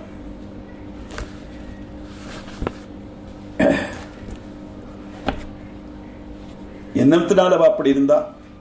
தீனாம் மேகபாதம் விருஷமபி ஹதபாதத்ரயம் ஹந்து காமம் பாபம் கோரம் கலிம்ச பிரபுரவதரே முஞ்சராஜ்யம் மதீயம் நோ சேத்தன்மீதி பீத சது நிருபதிபதம் சாஸ்ருதசோதஹிம்சாத் யுத்த த்ரீ மத்யஹேம ஸ்வபி வசது பவான் மேதரத்ரேத்யமுஞ்சதே.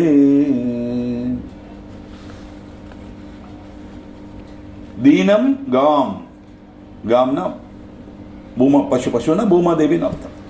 தினமாய் காணப்பட்ட பூமாதேவியும் ஏகம் பாதம் விஷமபி ஒற்ற காலில் நடக்கப்பட்ட காளை தர்மதேவனையும்.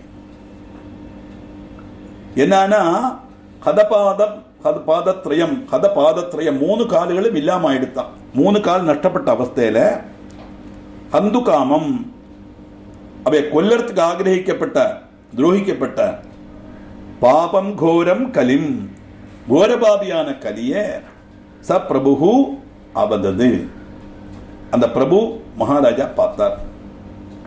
சொல்றார், அரே ஏ கலிபுருஷா, முஞ்சராஜ்யம் மதியம், என்னுடைய ராஜ்யம் விட்டு நீ போ. அப்படி இல்லைன்னா நோச்சேத் தின்மா நோச்சேத்வன் மீதி, நான் உன்னை வதம் பண்ணுவேன் அப்படின்னு சொல்லட்ட அந்த பய ஜெகதிநாய கலி இந்த ராஜாவுடைய பாதங்கள் அபயம் பிராபிச்சது.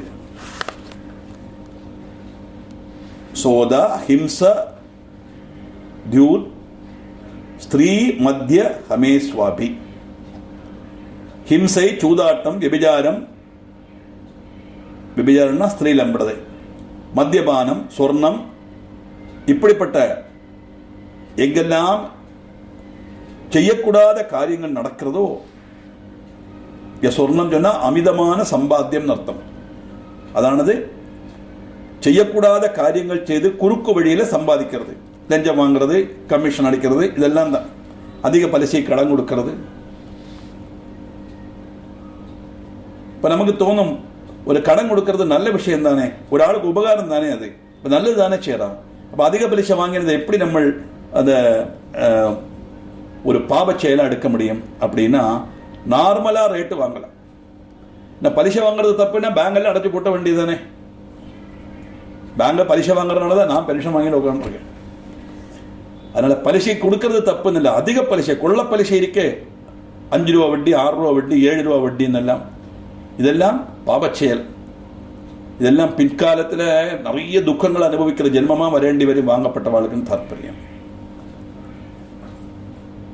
அப்படிப்பட்ட சம்பவம் எங்கெல்லாம் நடக்கிறதோ அங்க நீ வசிச்சுக்கோ அப்படின்னு கலிக்கு பர்மிஷன் கொடுக்கிறார்.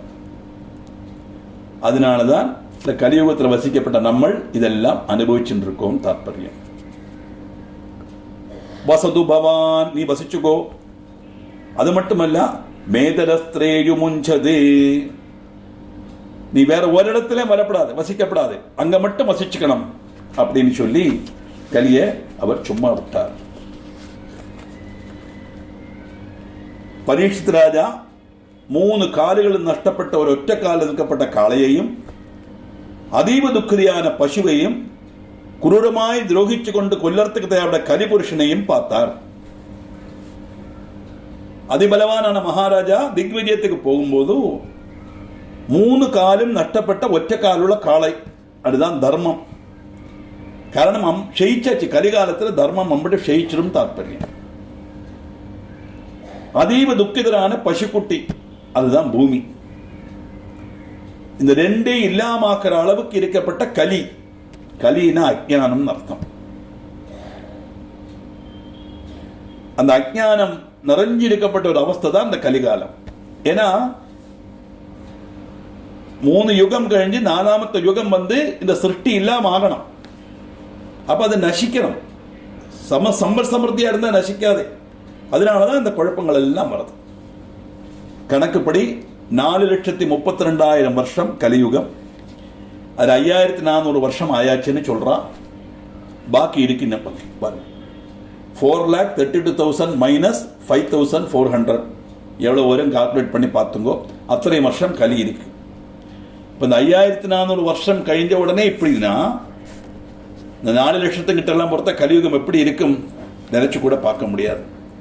தர்மங்கிற வாக்குக்கே அர்த்தம் இருக்காது. அதர்மத்திலேயே இருக்கும் ஆளுகள் எல்லாம் தாற்பயம். இப்படி வந்த உடனே பயங்கரமான கோபம் வருது பரீட்சித்துக்கு. சொல்றாரு, ஹே கலி, நீ என்னுடைய ராஜ்யம் விட்டு போ.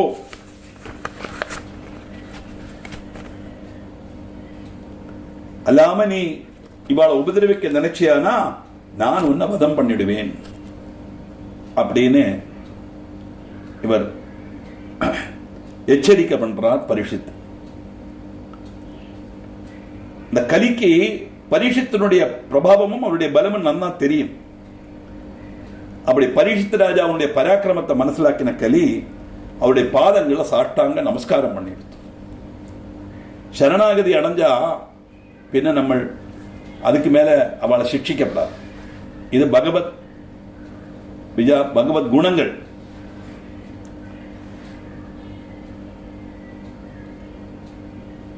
ராஜாவுடைய பராக்கிரமத்தில் பயந்த கலி பரீட்சித் மகாராஜோட பாதங்களை சரணம் பிராபிக்க, சரணாகதனை கொல்லப்பட்டது தர்மம் இல்லாங்கிற காரணத்தினால அவர் என்ன பண்றார், எங்கெல்லாம் ஹிம்சை நடக்கிறதோ, எங்கெல்லாம் சூதாட்டம் நடக்கிறதோ, எங்கெல்லாம் மத்தியபானம் நடக்கிறதோ, எங்கெல்லாம் அவஹீத பந்தங்கள் நடக்கிறதோ, எங்கெல்லாம் சொர்ணம் மோஷனம் லோபம் எல்லாம் நடக்கிறதோ, இப்படி 5 ஸ்தலங்கள்ல மாத்திரம் வசிக்கிறதுக்கு உனக்கு அனுவாதம் தரேன், நீ ரட்சப்பட்டுக்கோ அப்படின்னு சொல்ல இந்த 5 ஸ்தலங்களை மட்டும் கலி வசிச்சுது அப்படின்னு வரும்.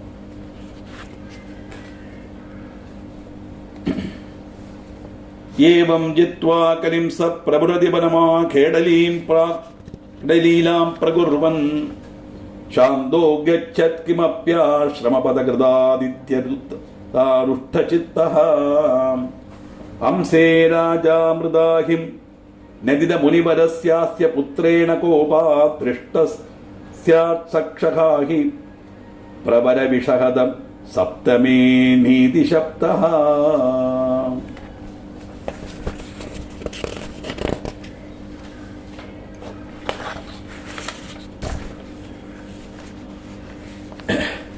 இப்படி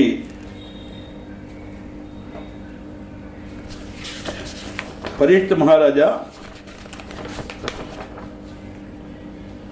காட்டுல நாயாட்டு நடத்திருக்கார். பண்டு காலத்து மகாராஜா நாயாட்டுக்கு வேட்டையாட போவார், மிருகங்களை வேட்டையாடுவார். நம்ம கதையா பார்த்திருக்கோம்.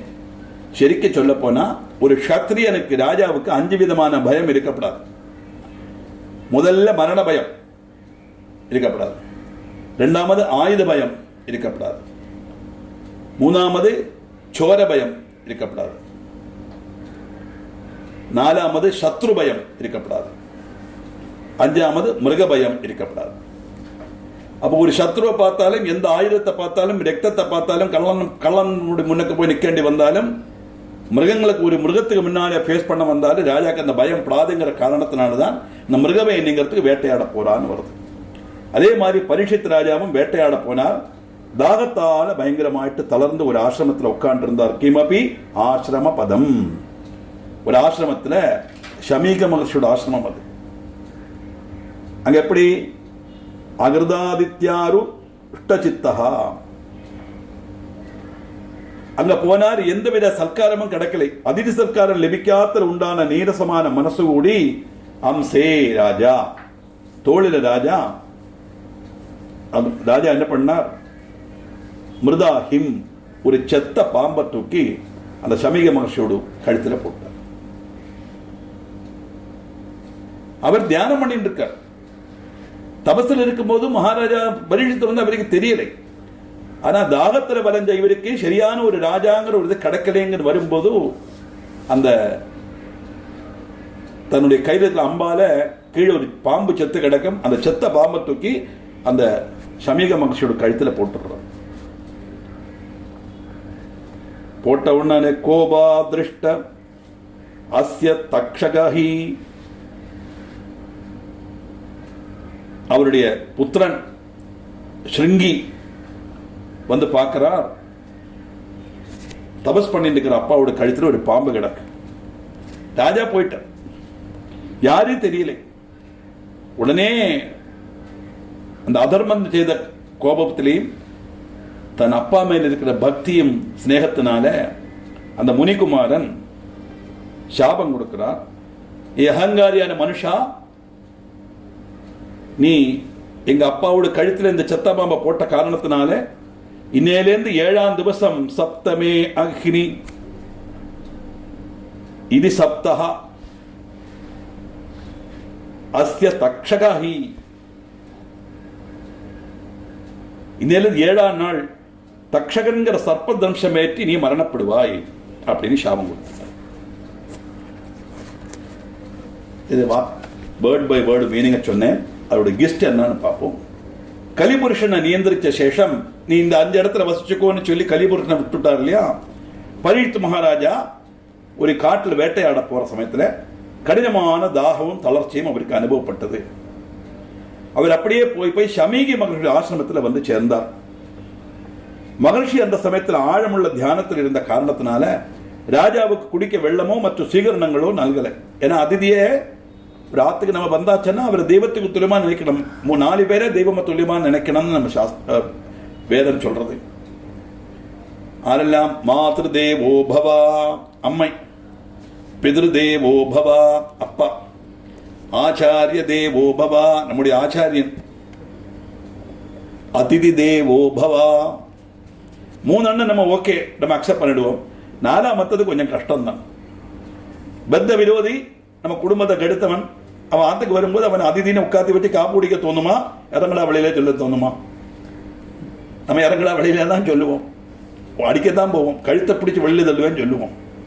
ஆனா அதிதின்னு ஒருத்தன் வந்தாச்சானா அவங்ககிட்ட நீ ஸ்நேகபாவம் காணிக்கணும்னு சாஸ்திரம் சொல்லலை, தெய்வமா நினைச்சுக்கோ, சத்காரம் பண்ணு. காப்பி குடிக்க வேண்டாம், ஆசனம் கொடுக்க வேண்டாம், நம்ம ஒன்றும் டிஃபன் ஒன்றும் கொடுக்க வேண்டாம், அடிக்காமலாவது இருக்கலாம், அதாவது செய்யணும். அப்படி இருக்கும்போது ஒரு விரோதி வந்தாலே அப்படின்னா நமக்கு ரொம்ப வேண்டப்பட்ட, நமக்கு நம்ம பிரதீட்சிக்கப்பட்ட ஒரு அதிதி வந்தா எப்படி இருக்கணும், பகவான மாதிரி சத்கரிக்கணும். இப்படி அதிதி சத்காரமும் கிடைக்கலை, தாகிக்கிறது அவருக்கு வெள்ளமும் கிடைக்கலை. இப்ப எந்த நிலைமையில ஏக்கம் பரிசு இப்படி செய்தாருங்கிறத கூட நம்ம பார்க்கணும், நியாயீகரிக்கிறதல்ல. ஆனால் அப்படித்தான் நடக்கும். நான் நேரத்தை சொன்னோமே, எல்லாம் பகவத் லீலை சங்கல்பம் சொன்னோமே. இந்த காரியம் பண்ணினதுனாலதான் பரீட்சித்துக்கு பாகவதம் கேட்கறதுக்கு சான்ஸ் கிடைச்சது. அப்படி பரீட்சித்து அந்த காரியம் செய்து பாகவதம் கேட்டதுனாலதான் இன்னைக்கு நம்ம பாகவதம் அனுபவிச்சுட்டு இருக்கோம்.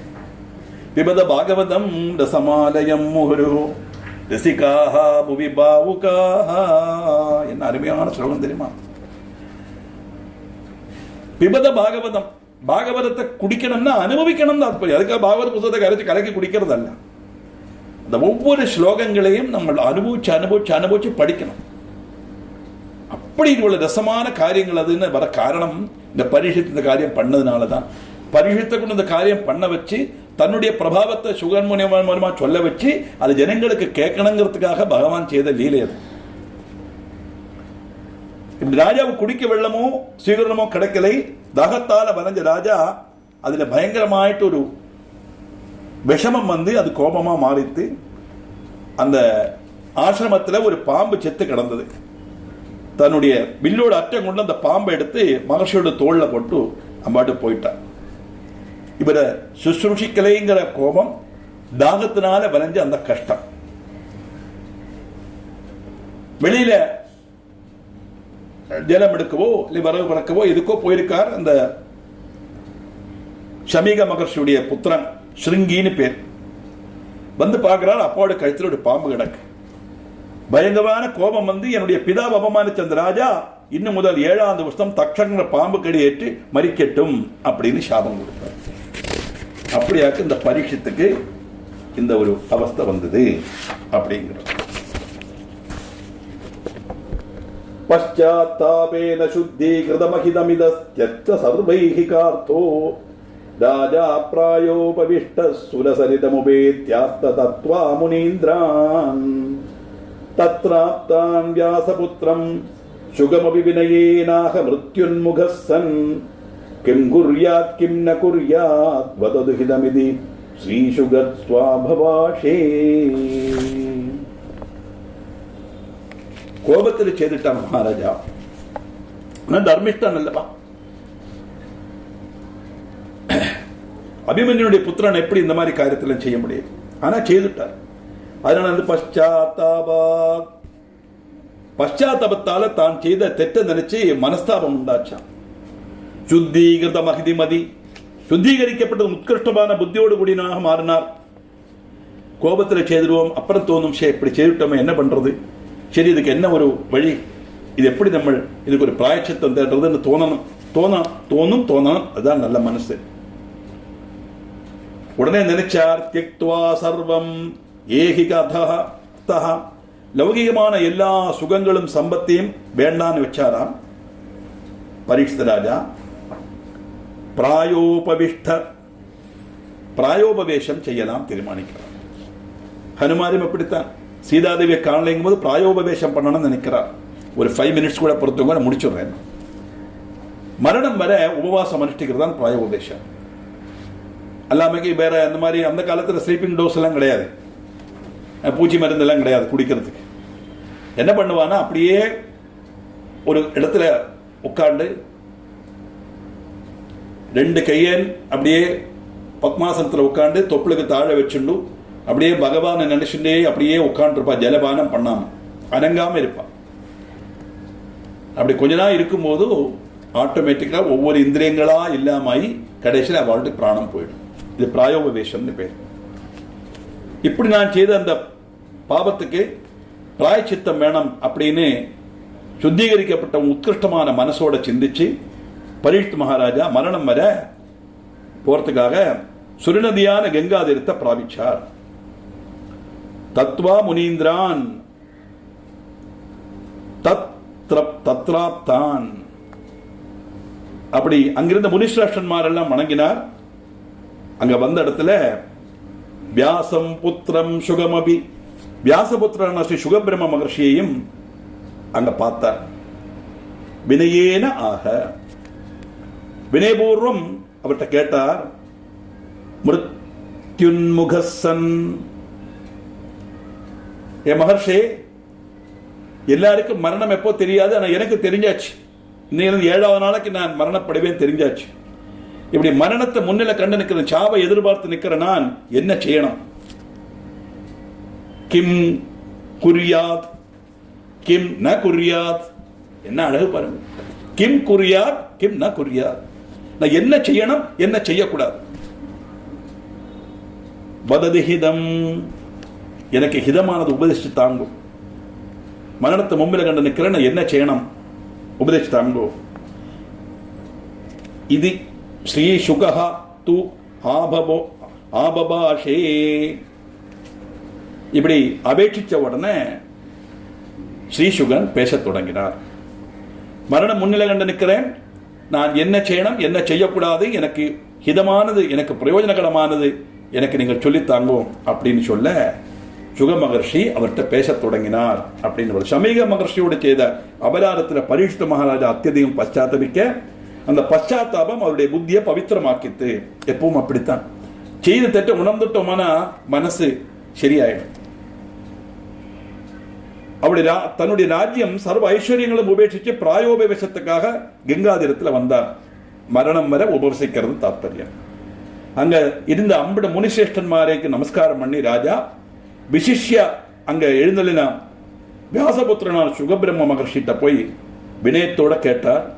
மரணம் ஆசன்னமாக இருக்கப்பட்ட ஒரு ஆளாக்கு நான், அப்படிப்பட்ட நான் மோட்சத்துக்காக என்ன செய்யணும்? காரணம் நார்மல் டெத் அல்லவே, ஒரு சாபத்தினால் அல்லவா எனக்கு மரணம் சம்பவிக்க போறது. சாபத்தினால மரணம் சம்பவிச்சா எனக்கு மோட்சம் கிடைக்கிறது கஷ்டமாச்சே, மோட்சம் கிடைக்கிறதுக்கு நான் என்ன செய்யணும், எதையெல்லாம் நான் செய்யணும், எதெல்லாம் ஒழிவாக்கணும், என்னுடைய ஆத்மாவுக்கு ஏற்றவும் சேஸ்கரமானது எனது உபதேசிக்கணும் அப்படின்னு கேட்க ராஜா அவருடைய இந்த கேள்விக்கு பதிலாக ஸ்ரீசுகன் பாகவதத்தை உபதேசம் பண்ண ஆரம்பித்தார் அப்படின்னு வரும். ஸ்ரீமத் பாகவதம் ஸ்ரீசுகன் பரிஷத்துக்கு உபதேசிச்சாருங்கிறது நமக்கு தெரியும். அது உபதேசிக்கிறதுக்கு உண்டான காரணம் என்ன அப்படிங்கிற விஷயத்தை தான் இந்த முதல் சர்க்கத்தில் நம்ம பார்த்தோம். அதுக்கப்புறம் அவர் எப்படி பாகவதம் உபதேசிச்சார், என்னென்ன காரியங்கள் அதில் வருதுங்கிற விஷயத்தை நமக்கு அடுத்த கிளாஸில் பார்க்கலாம்.